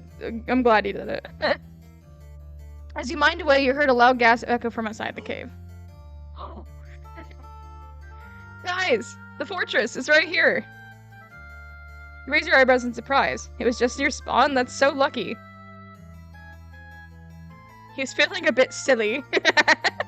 He was feeling a little bit silly. Anyways, you hurriedly mined a bit more netherrack before running outside, catching up Sapnap, who had evidently done the exact same. Nice fun, Goggy. George seemingly cringed at the nickname, but was cut off from reacting to the fact that Dream ruffled his hair. Everyone follows George's lead towards the structure. As your group approaches the nether brick walls, everyone took turns in using their bundles of netherrack to maneuver up to an entrance. As you helped each other up the ledge, George gasped as a wither skeleton attacked him. He had managed to bring up a shield in time to block it. George! I'm fine, let's just go. Shoves the mob back as everyone darted off to the opposite direction. Dream points towards a nearby blaze spawner, calling Sapnap to his side. As they both began to farm for the needed blaze rods, George was busy defending the area from the other mobs that followed you. 2 different mobs began to multiply as time passed, and you knew you had to help out someone. Assist Dream. You grunted, you swung your axe from side to side in an attempt to reach Dream. You deflected a blaze hit last second before finally reaching his area. See with an angered expression. Oh no, he's mad at me! Citrus, what are you doing? You didn't have to... He was cut off, he's landed critically on the blaze that attempted to get him, reducing pixels in a blaze rod. Obtain the needed item and EXP as he fixated glare at the mail. Puts on a sheepish look. I owe you one. Hell yeah, you owe me one! You almost fucking died, you moron! Got 20 minutes left on the blacklight. You nodded and continue to fend off as much blazes as you can. Dream continues to do the same, slaying down the mobs until he figured it was long enough. You know, I wonder... Let's do it this way. I'd rather my face be a little bit more lit up. So I'm gonna go ahead and...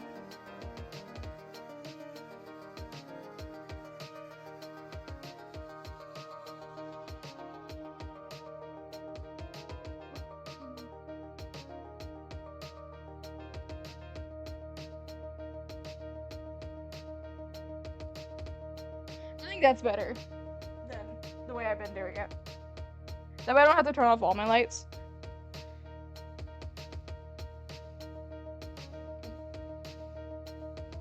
Nice. Dream continues to do the same, slaying down the mobs until he figured it was enough. We have enough. Let's go. Y'all fought your way through the fortress grounds and went to the nearby netherrack field. As you dashed through the terrain, you noticed Dream and the others were heading for the portal. You racked your brain as you wondered why, but remember that you needed the easiest and quickest way that you all could think of for obtaining ender pearls. And that was through piglin trading. You all looked for a biome that had enough mobs that are available for trading. Dream hollers over to you guys to dig up a hole to surround at least 2 or 3 piglins. George passes his golden helmet over to Dream as he tosses gold ingots towards the hog-like humanoids, leading them into the hole you all made. With no gold to pass the piglin's taste, the others had begun to run towards everyone else. Simon was on one end of the pit, fighting against 2 ghasts that simultaneously spawned. George is on the other end, fending off other piglins, and a few other skeletons followed your group. Dream, make it quick! I'm trying! Dream! Trade with piglins. Making up your mind, you hop down to the pit with Dream. He looks at you, bewildered, but immediately understood your intentions. He splits off the number of gold ingots he had in his inventory and gave the other half to you. Quickly, you started to initiate in the trading process. You simply waited as you took turns with the mob, giving up gold for different items.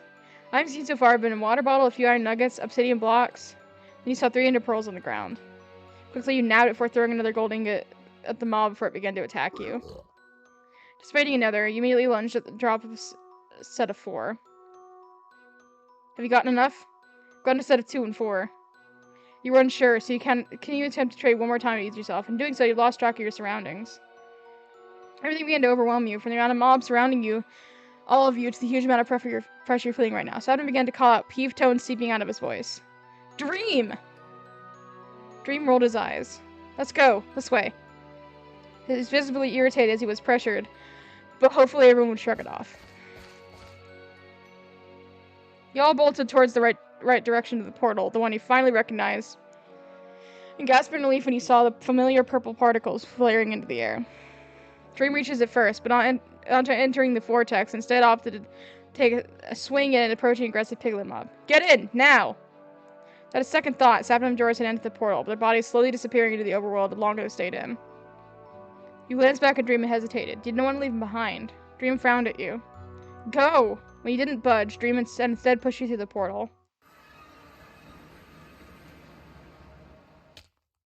Ouch. When you came to, your first reaction was to frantically check your surroundings for your other companions. We're here, Citrus, we're here.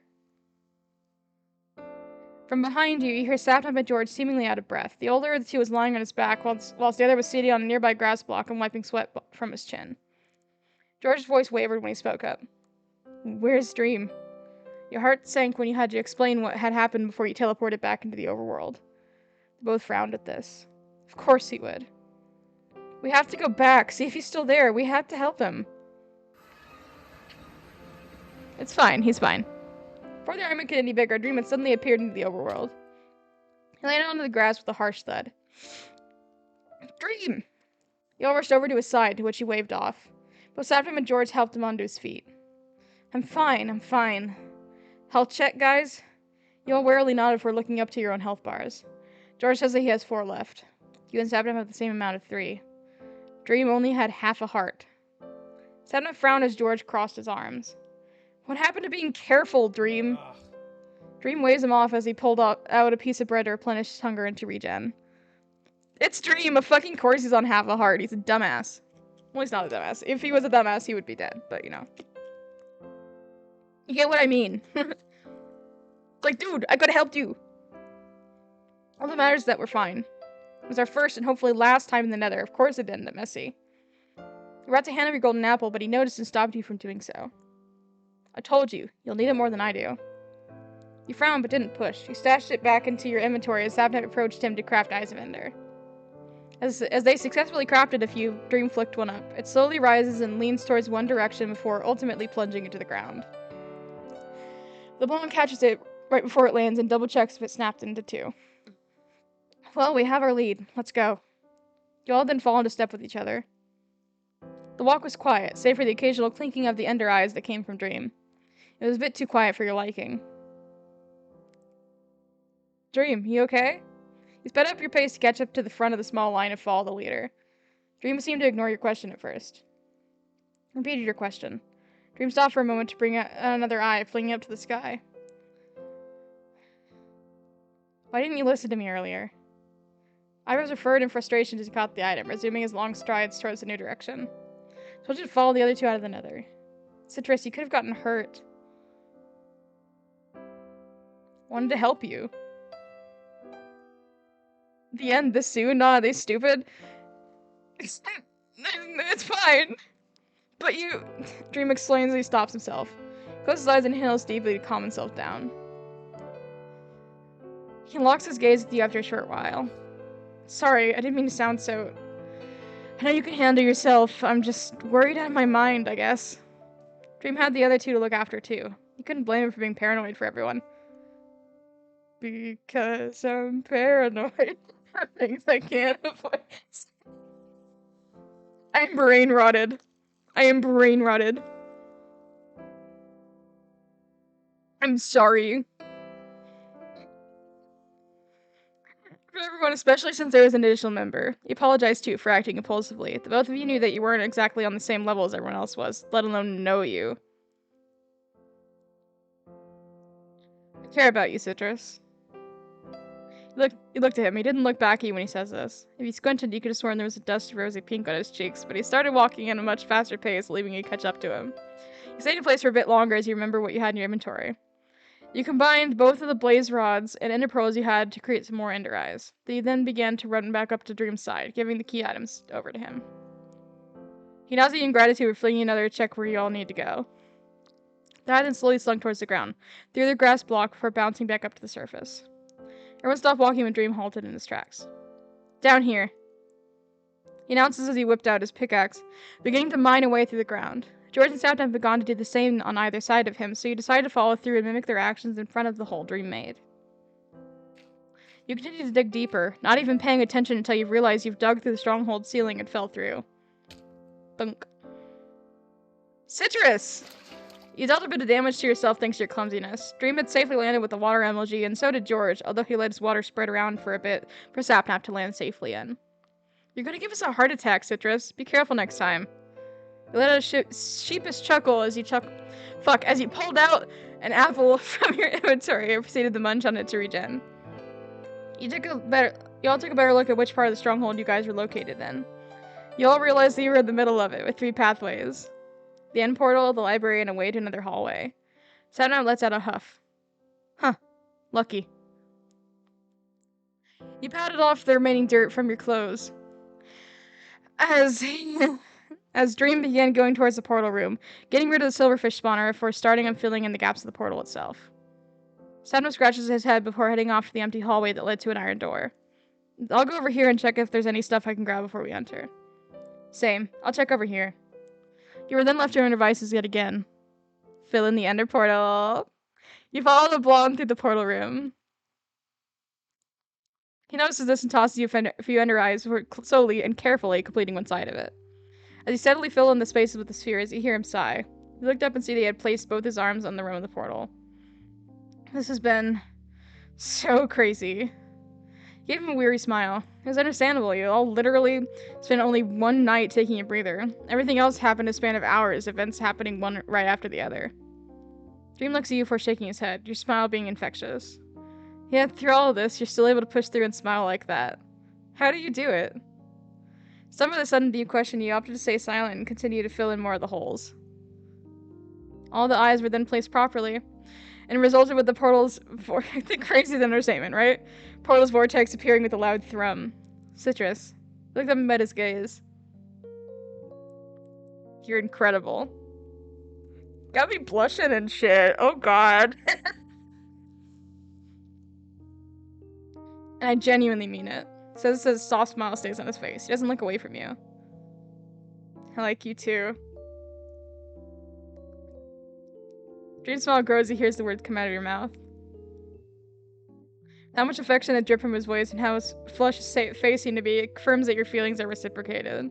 I'm glad to have met you, Citrus. Really. You let out a pleased huff, letting him know that you thought the same as well.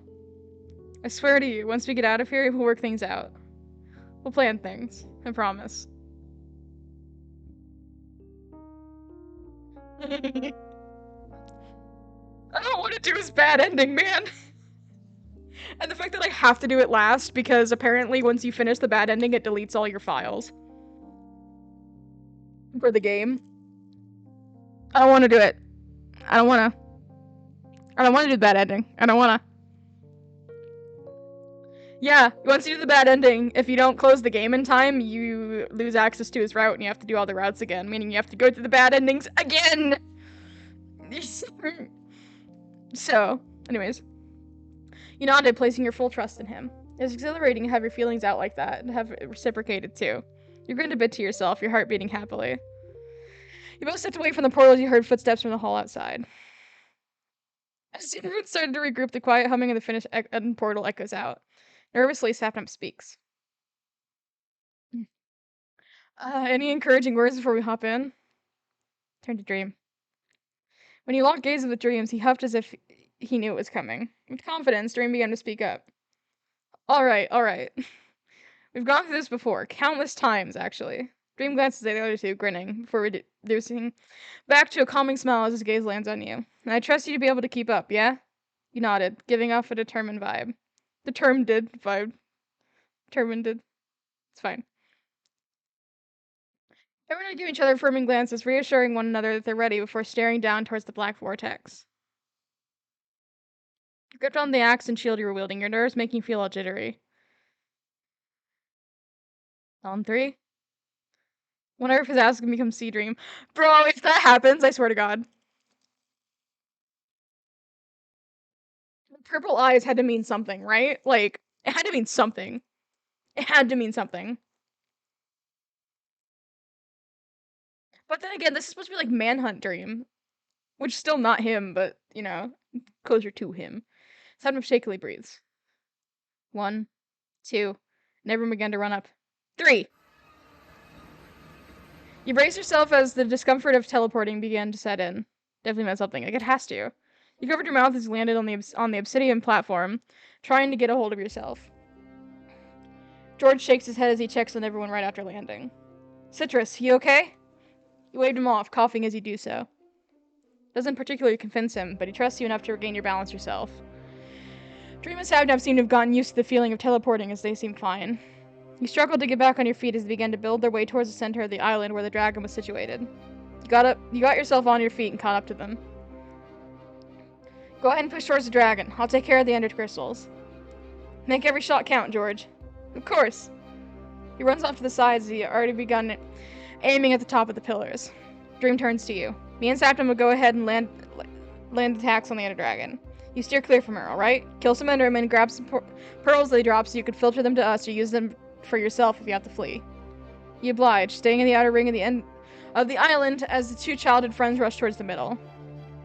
You dared to make eye contact with the tall, void-like mobs to aggravate them. It proved effective as they began to open their mouths, their irritating buzzing getting louder as they launch themselves at your shield. You shoved them away and attempted to land hits on them whilst taking caution of any of their attacks that managed to get too near to you. So much talking. After taking at least 2 hits from the mobs, you counted the amount of ender pearls you've gained, while eating some bread to regenerate your health. Seeing that you've gotten quite a lot, you quickly jumped in the middle to throw some to Dream and Sapnab. Thanks, Citrus.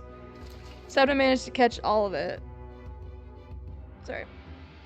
Tossing the other half towards the blonde who had just landed his water emoji.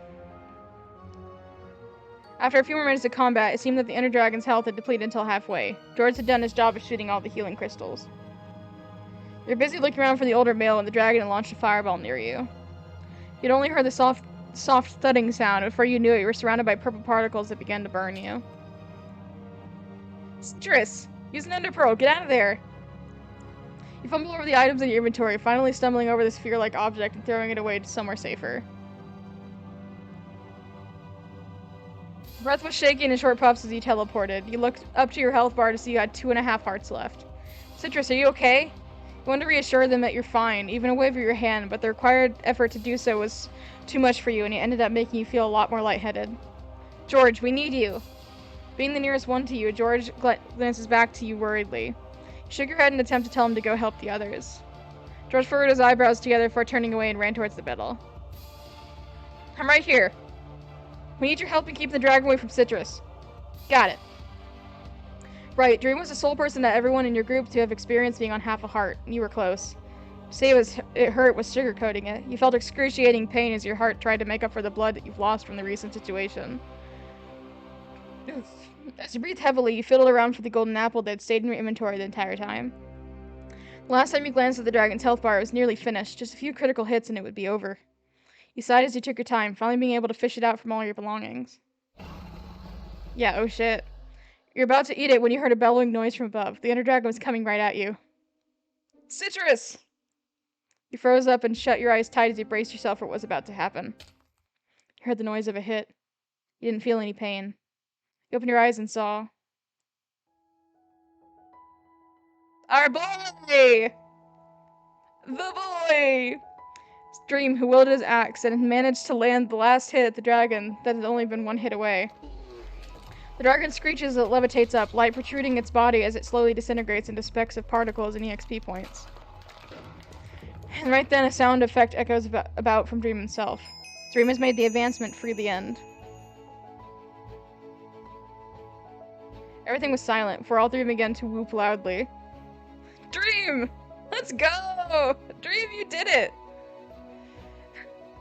They struggled to hoist the male up, as he was the tallest of all three of them, but they still pushed it and managed to pull it off. Dream out the loudest guffaw as the other two continued to chant out loud. The adrenaline melting away, you let a little huff of relief laugh from behind your hand. The boys managed to pick up your sound as they all turned to face you. Seven and George glanced at each other, small smirks on their faces, were heading towards your direction at a fast speed.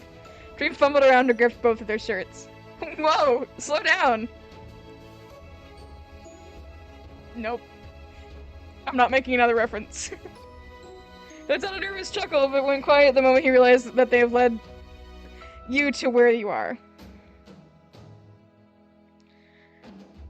Relieved to see that you were fine, all in one piece, he had enveloped you in a tight hug. Your heart rate races as you slowly hug back, squeezing you a bit tighter the moment you do so. His voice was laced with pure relief. I'm so glad you're okay. You feel your cheeks warm up and decide to hide your face into his shoulder. After a moment, you both pulled away. Sadman walked up to you, a golden apple in his hand, and gave it over to you. You nodded at him in thanks, replenishing your health after a bite or two for walking up the Dream. He gives you a confusing look as you raise the apple up to him, offering him a bite. Dream then smiles sweetly and grabs a hold of your hand as he takes his portion of the apple, his health slowly regenerating. Thank you, Citrus. You nodded, expecting him to let go of your hand. He did, however, he decided to hold on to your vacant hand instead. Dream then intertwined your fingers with his, the smile on his face still in place as he looks at you. Right, yeah, like, I'm gonna blushy and shit. Okay.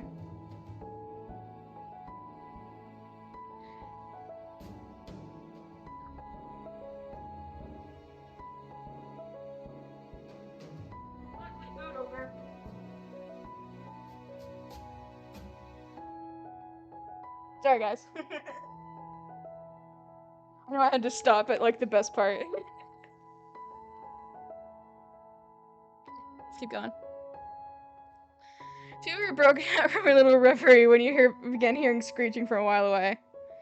Looking for the source of the noise, it turned out to be Sabnop chasing after George as he tried to get the Enderman off of him. Why did you even look at them? That's the thing, moron, I didn't. He let out a bit of a chuckle as Dream rolled his eyes at their antics. Reluctantly, he lets go of your hand and goes over to them to quickly defeat the tall mob. George wheezed out a thank you while Sabnop complained about him stealing his kill. Dream shakes his head as he makes his way back to you. He grabs your hand once more and begins leading all four of you to the exit portal. George Sabnop followed his lead, the latter lightheartedly pouting due to the situation earlier. You all peer over the murky vortex. You wonder if this will actually bring you guys back home. Dream notices the light falter and tightens the grip of his hand on yours. Hey, trust me, okay? Well, I'll go home. You told me to believe in myself and to trust in others, right? Now it's your turn to do the same. Relief washing over you, send him a smile of your own. Suddenly peers over to each of you with a grin. On three? Everyone grinned at him. 1, 2, 3!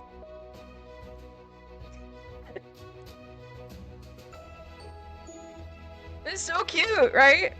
You look up on your bedroom floor, clutching at your throbbing head. Seeing that you had fallen over your chair. You hear your phone buzzing from your desk. Groaning, you crawled over to check what your notifications were going off for. For the first few spams that had been from your friends that you were apparently late for your Hypixel game together with them.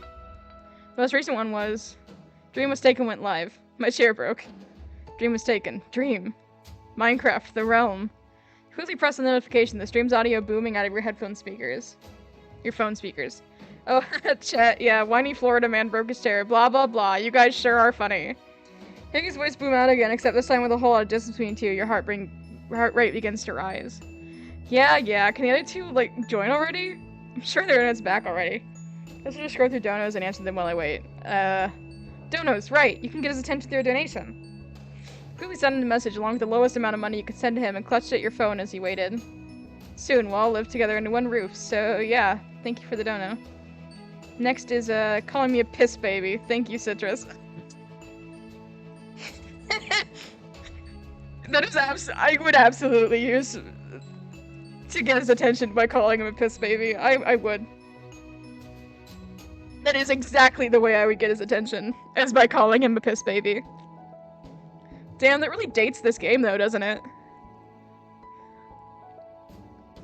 It really dates it. Your heart stops when you heard him say your name. You could tell that he froze up too.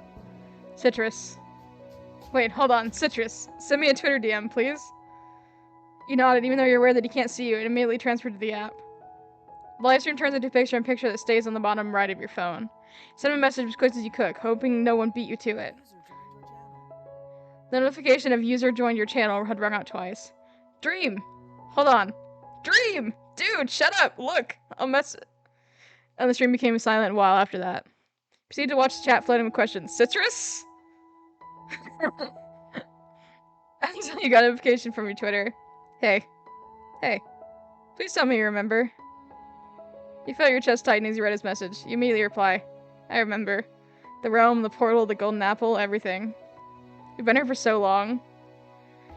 Yeah. Holy shit, it's you. It really is you. You laugh at his reaction. It's always been me. Are you up for a call later? That you kinda talked me into getting a ticket for you to fly here. You blushed a bit. Already? As if reading your mind, Dream began to spam. I mean, like, if you're really okay with it, I mean to rush you. Wait. Quick to reassure him, you chuckled a bit as he typed your reply. Dream, it's okay. I'm down to talk with you about it. For now, remember you have a stream to keep up. I'll send my Discord tag in a bit. Rises in your set of messages, Dream had unmuted himself on his stream. Dream came back to the other two bickering as the blonde let out a whoop. You laughed to yourself, clutching your phone close to your chest. He's adorable! Remember, this is before his face reveal, so they do. It's cute. Can't wait to talk to him later. Lovehunt. Anyways. So I quit the game, but that's because I have to do that every time. Every time you get a new ending, you have to quit the game for it to save. I know that's weird, but that's how it works, so.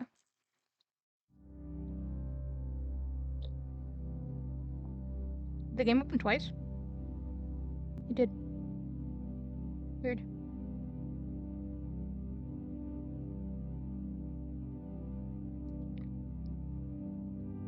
Okie dokie. So now we're gonna do the platonic ending, and then the bad ending. Okay, so I'm gonna skip through a bunch of stuff. I don't know.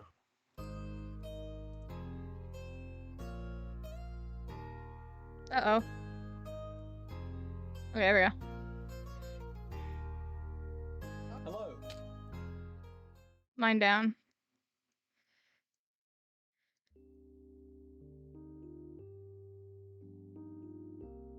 Yeah, I'm pretty freaked out too. Okay. Dream's eyebrows raise. You too?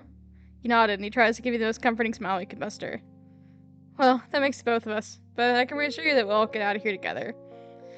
Upon hearing that, you smiled back up at him as you began to feel a lot more relief than before.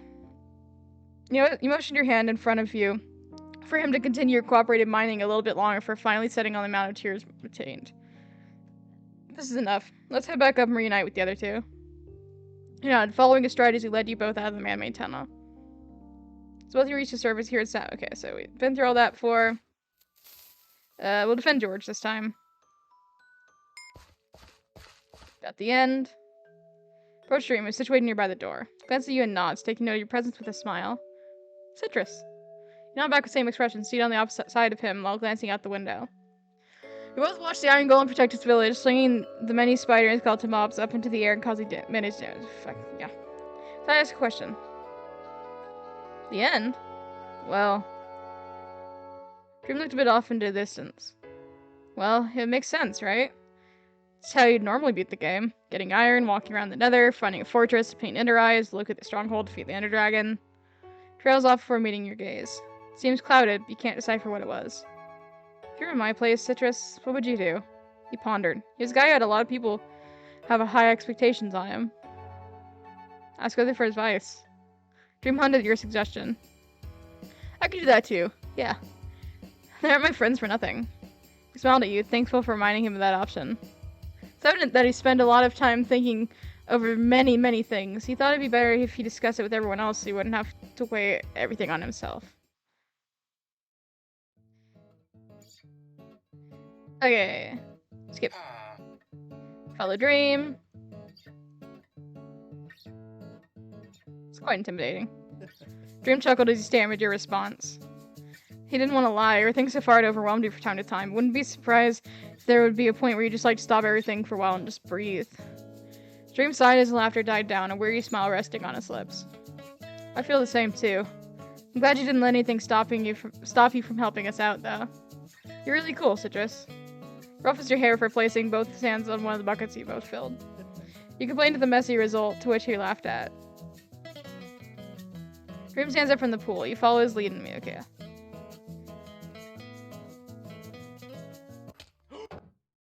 Assist Dream.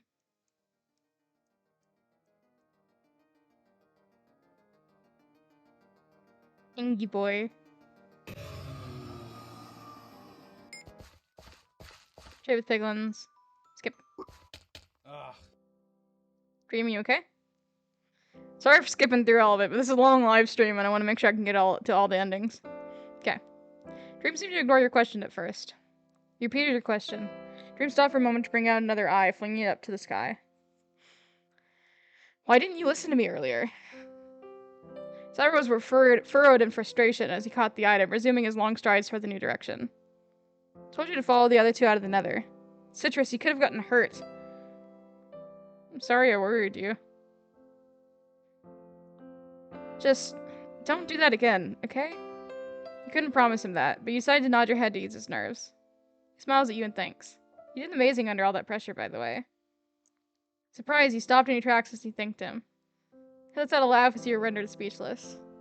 You stayed in place for a bit longer as you remember what you had in your inventory. You combined both of the blaze rods and ender pearls you had to create some more ender eyes. You then began to run back up to Dream's side, giving the key items over to him.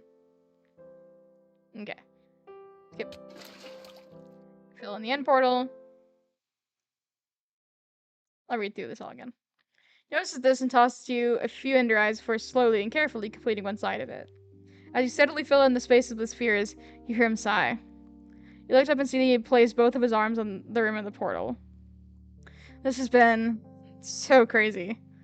You gave him a weary smile. It was understandable. You had all literally spent only one night taking a breather. Everything else happened in a span of hours, events happening one right after the other. Dream looks at you for shaking his head, your smile being infectious. Yet through all of this, you're still able to push through and smile like that. How do you do it? Stunned by the sudden deep question, you opt to stay silent and continue to fill in more of the holes. All the eyes were then placed properly and resulted with the portal's vortex appearing with a loud thrum. Citrus. He looked up and met his gaze. You're incredible, and I genuinely mean it. He says this as a soft smile stays on his face, doesn't look away from you. And you're great too. Dream's smile grows wide, causing his eyes to close. He seemed to be calmer than before. I'm grateful for you, Citrus. You let him know of your own gratitude as well, receiving a hearty chuckle from the blonde. You both stepped away from the portal as you heard footsteps. Okay. So let's see how it goes this time.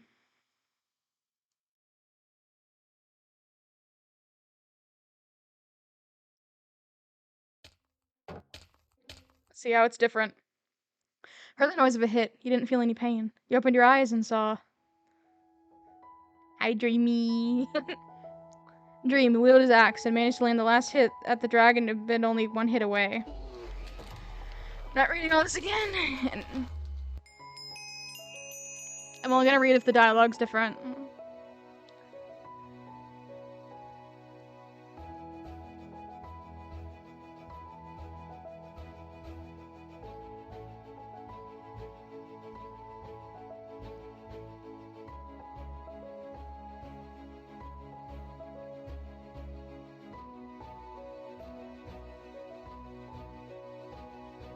Looked at each other, realizing they probably looked like a bunch of idiots before they began laughing for a bit. They slowly let Dream down and began to walk up to you. Blonde picks up the golden apple you dropped and passes it to you, pats you on the head. Don't drop important things next time, okay? You roll your eyes playfully as you took a bite from the apple, replenishing your health. Both of you began hearing screeching from a while away.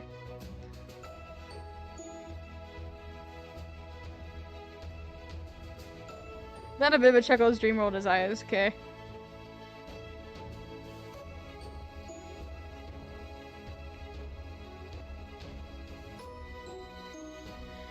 You all peer over the murky vortex. You wonder if this will actually bring you guys home. Dream notices playfully nudging your side to catch your attention. Hey, everything will be fine. We'll get home after this. You can trust me on that. Send a grin over his way alongside a playful shove of your own. Okay. Yeah, been through all of this 100 times. I'm tired of reading it.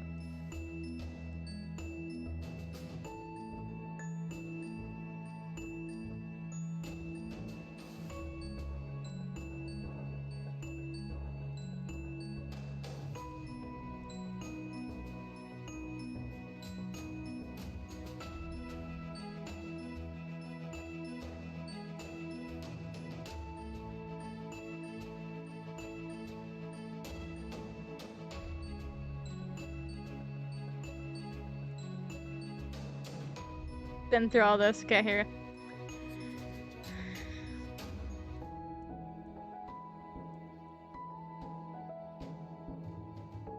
Citrus? Dream! It's me. Do you remember everything? The Minecraft realm, the portal, the Ender Dragon? Anticipated a response for the mail. Your nerves cause your fingers to shake slightly as you held your phone. Phone buzzed with a new message. Smile. This bitch! I'm glad you're safe and sound. Did you hit your head? George told me he did. Luckily enough, I didn't. Was your end alright? Yeah. Phew, smooth conversation, that's great. Enter another ping from your phone. Do you want to join our call? Our stream, I mean. We can film together. Practically had stars in your eyes as you typed back a response. That'd be so cool. Yeah, I'd be down for it. Try to send your set of messages. Dream had muted himself on his stream. The stream came back to three of them bickering with each other. You laughed to yourself, clutching the phone close to your chest. You can't wait to talk to your new set of friends later. It's so cute.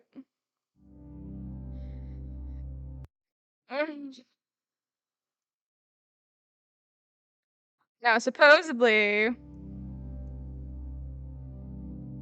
we know what comes next. It said that once you do this, you can't go back. You guys ready? Because I'm not.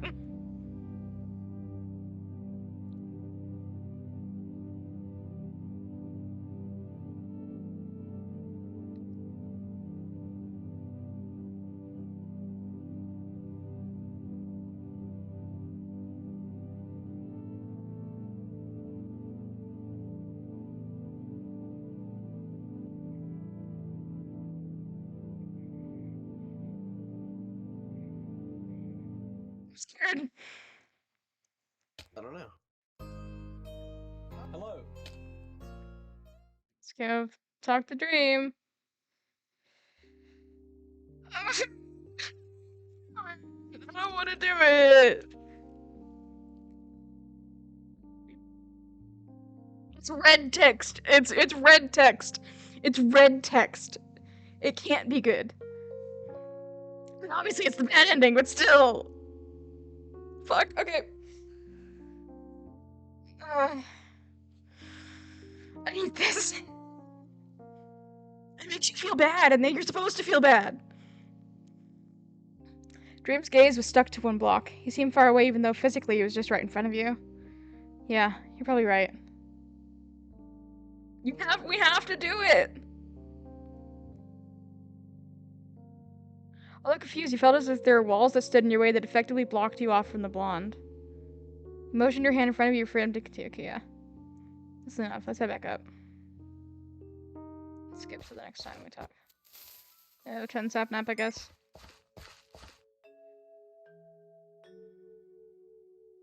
Rethink everything. I would give this man, like, severe anxiety. I don't want to say that. Rethink everything. We're doing it wrong. Dream's expression darkened as he lowered his head. Yeah, you're right.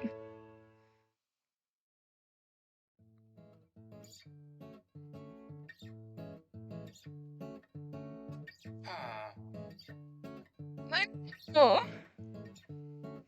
Oh, for sure. Dream frowns the way you visibly shivered at the mention of the topic. You immediately apologized for this. Sorry. Let's just drop this.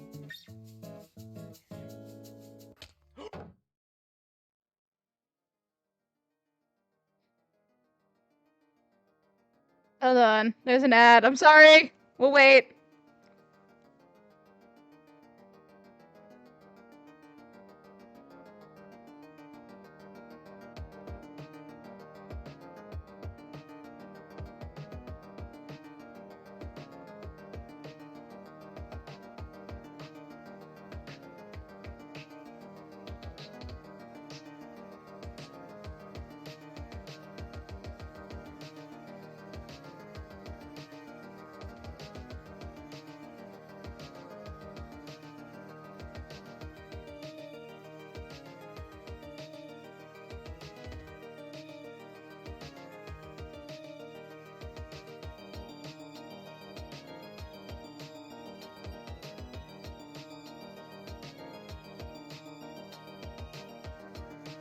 I'm actually gonna use the bathroom.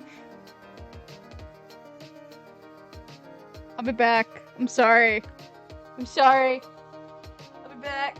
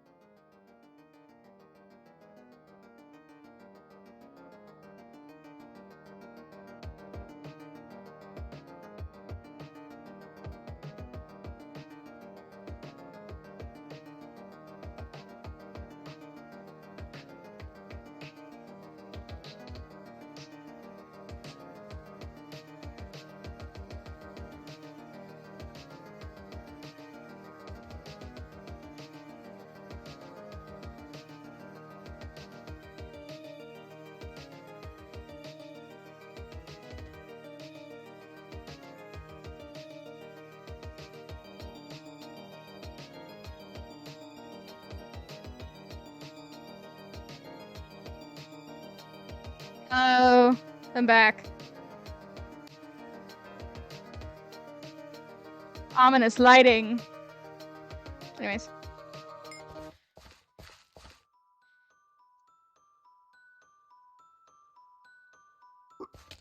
Ugh. Dream, are you okay? Here you go.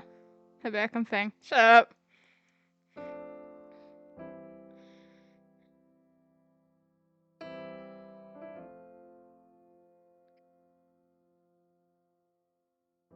Well, I'm sorry.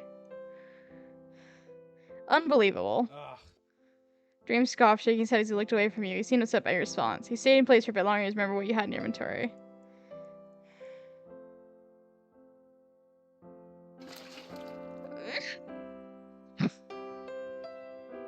I don't want to do this! Yeah, thanks. God, this is like more cruel than the other two. I know you weren't here, but like this is worse. Dream's smile fumbles a bit, but still stays. He seemed to struggle to maintain the expression on his face, though. Both stepped to. Oh. God, here we go. It's Kyo speaking. Here's a quick warning. There'll be flashing lights and slightly unsettling words later on through this ending. Okay, everyone, you heard it. You see it right there. There's flashing lights. If you are sensitive to flashing lights, click away now. I will, or like turn off the stream, turn off the video, and just lurk in chat, and I will let you know when that's passed. Okay? This is your one and only warning. Be careful going down this ending. Enjoy. I'm not going to enjoy this. For the noise of a hit, you didn't feel any pain. You opened your eyes and saw. Dream. Had his eyes tightly shut, bracing himself. Soon after he was hit, his eyes flew open. Remaining heart began to fade out the moment you glanced up at his health bar. He fell forward. Different parts of his body began to flicker and glitch out as you caught him. He slowly disappearing into tiny bits of particles. There's no music. No, no, no, no, no. His breathing was slowly turning shallow. Your breathing, on the other hand, turned erratic as he gripped onto his shirt. Dream! Someone cried out for landing a final hit on the dragon.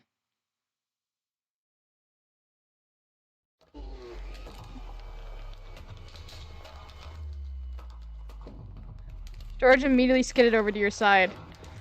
Oh, it's okay. Picks up one of Dream's hands as quickly began to deteriorate the slightest contact. Dream! No, no, no, Dream, stay with me. Stay with us. Dream doesn't even utter a word, only soft gasping can be heard. Sam rushes over your side and sees that Dream is slowly fading away. He attempts to reach out to the blonde when George smacked his arm away. George, what the— Don't touch him! He'll disappear even quicker. Please, just don't. Sapna retracts his arm obligingly. Dream then gathers strength to lift his head up from your shoulder, glancing at the two. He reaches out to both of them with his remaining hand. Immediately, both members had huddled in. George clutched at his arm, even though it caused more pixels to frazzle out, while the bond touched Sapnak's cheek. Please don't go, Dream. Please don't. Dream, we need you. Please. Freaky. So he looks at them as if they were his entire world shortly before his face began to pixelate away. They truly were his home. And like that, he's gone. It's the fact that there's no music in this ending. There was music in all the other endings. It's dead fucking silent. It's super unsettling. The remaining two let a loud wail to stress their loss of their dear friend. You, on the other hand, feel nothing. Weight in your arm no longer exists. You feel numb. You began to cry as harshly as the other two. Couldn't even bring yourself to wipe away your tears. You knew you had to help the other two. You had to help them get out of here, get them home. But was it even worth it anymore? Oh shit. You've seen them happy and complete a few times before this. Now you've taken the one thing that ties them all together. I'm asking you as the player, as the one who's taking control of this very character. Would you still like to leave, even after all you've done? I don't have a choice. No. Good choice. Smart one, too. There wasn't a point anymore. You glance at the portal, the vortex glitching away to the imbalance in the timeline, and the many uses of it in the past. Simon and George noticed it too. The portal. Shouldn't we make a run for it? Sure, get the fuck out of here. The music is back, and I don't like it. Stay. Citrus. No, I didn't mean to do that, sorry. Citrus? There's no point. We're staying. You feel something creep up on your skin, look down and see obsidian marks, quickly taking over from your fingertips and toes, making your way to cover everything at a quick pace. Whoa, freaky! Wait a minute! Are they gonna turn into Enderman?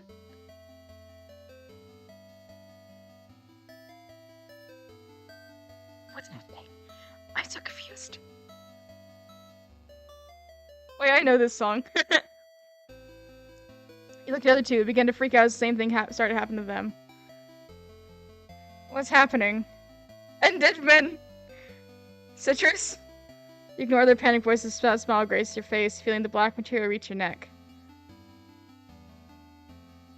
It's final. What did you do? I don't know what I did. Citrus. Aw. XD, baby boy. Citrus, oh thank goodness I managed to save you. I accidentally messed around too much with the code this time, put everyone in danger. I can only save you, I'm so sorry. Should have treated this more seriously. What do you mean you're asking where they went? They all got deleted due to this bug, of course. They couldn't seem to get out on their own, so I figured maybe you could help. And through that, it can instead take their places outside as an actual being, in the real world.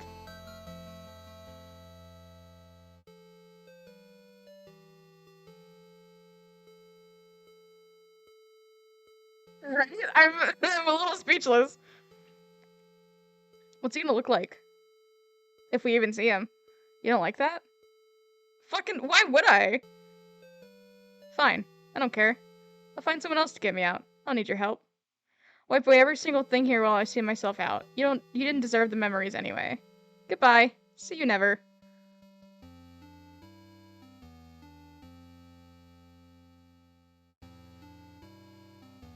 The true ending. Maybe not the true ending, but you get what I mean. And now I have lost all progress. That's it. That's the end. It's the end, guys.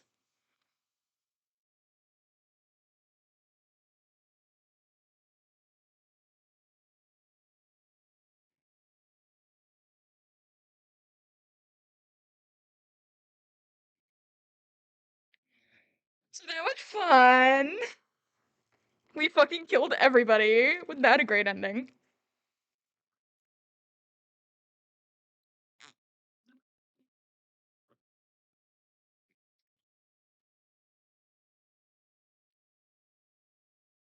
Just give me ideas, though. Alright, guys.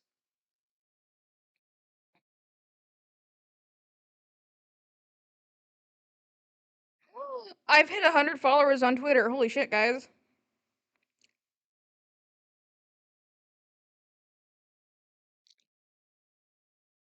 It's a great time to hit 100 followers.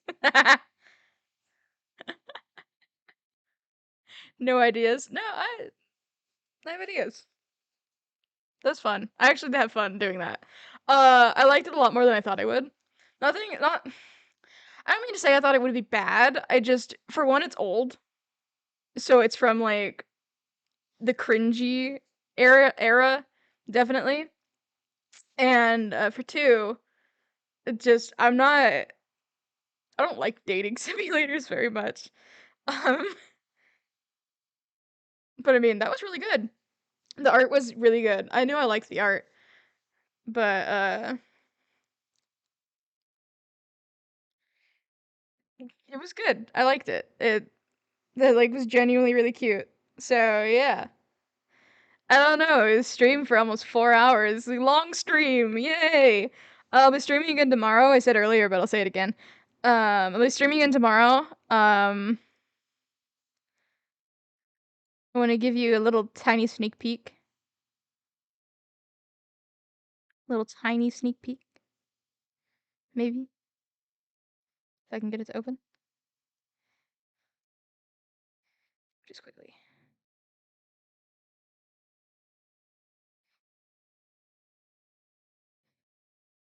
Oh, that's not doing what I want.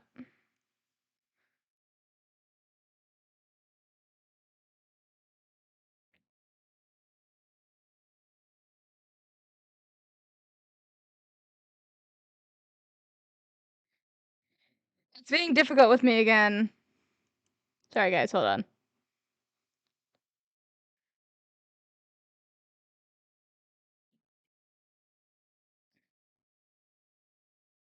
Here's some of the warnings in advance. So if you feel like that's too much for you, also that's a sexual assault. Just walked out. If that's too much for you, I would not recommend watching the stream tomorrow.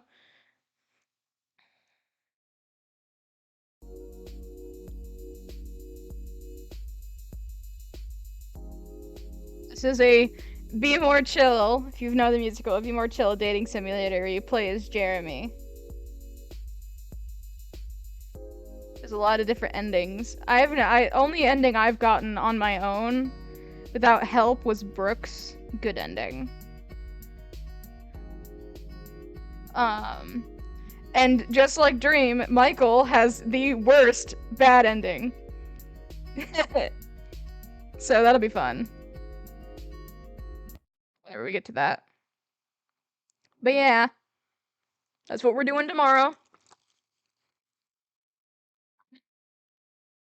So we're gonna go through my whole spiel, as you know. So, if you enjoyed this stream and you haven't already, go ahead and follow. You can also use your Prime sub if you haven't, if you think that my content's enjoyable enough. It would very much appreciate it. It'd be very cool of you if you did. You obviously don't have to, or you can just sub normally. It's whatever you guys want to do. If you'd like to be notified every time I upload and go live, you can join the Discord server. It should be linked in my profile. If that doesn't work, go ahead, send me a DM and I'll get an invite link to you. If you're watching this on the VODs channel, you can go ahead and message me at Citrus Crush on Discord. Just let me know that's why you're messaging me, and I'll go ahead and get you added. So yeah. I have a YouTube channel where I post VODs, Citrus Crush VODs. I also have a main channel where I'm slowly uploading a Minecraft Let's Play, and I'm going to start editing down some VODs from my VODs channel to be a little bit more easy to watch. So, you should stay tuned for that. Anyways, with all of that being said, I'm gonna go ahead and end the stream here, and this is Citrus Crush signing off. Bye bye!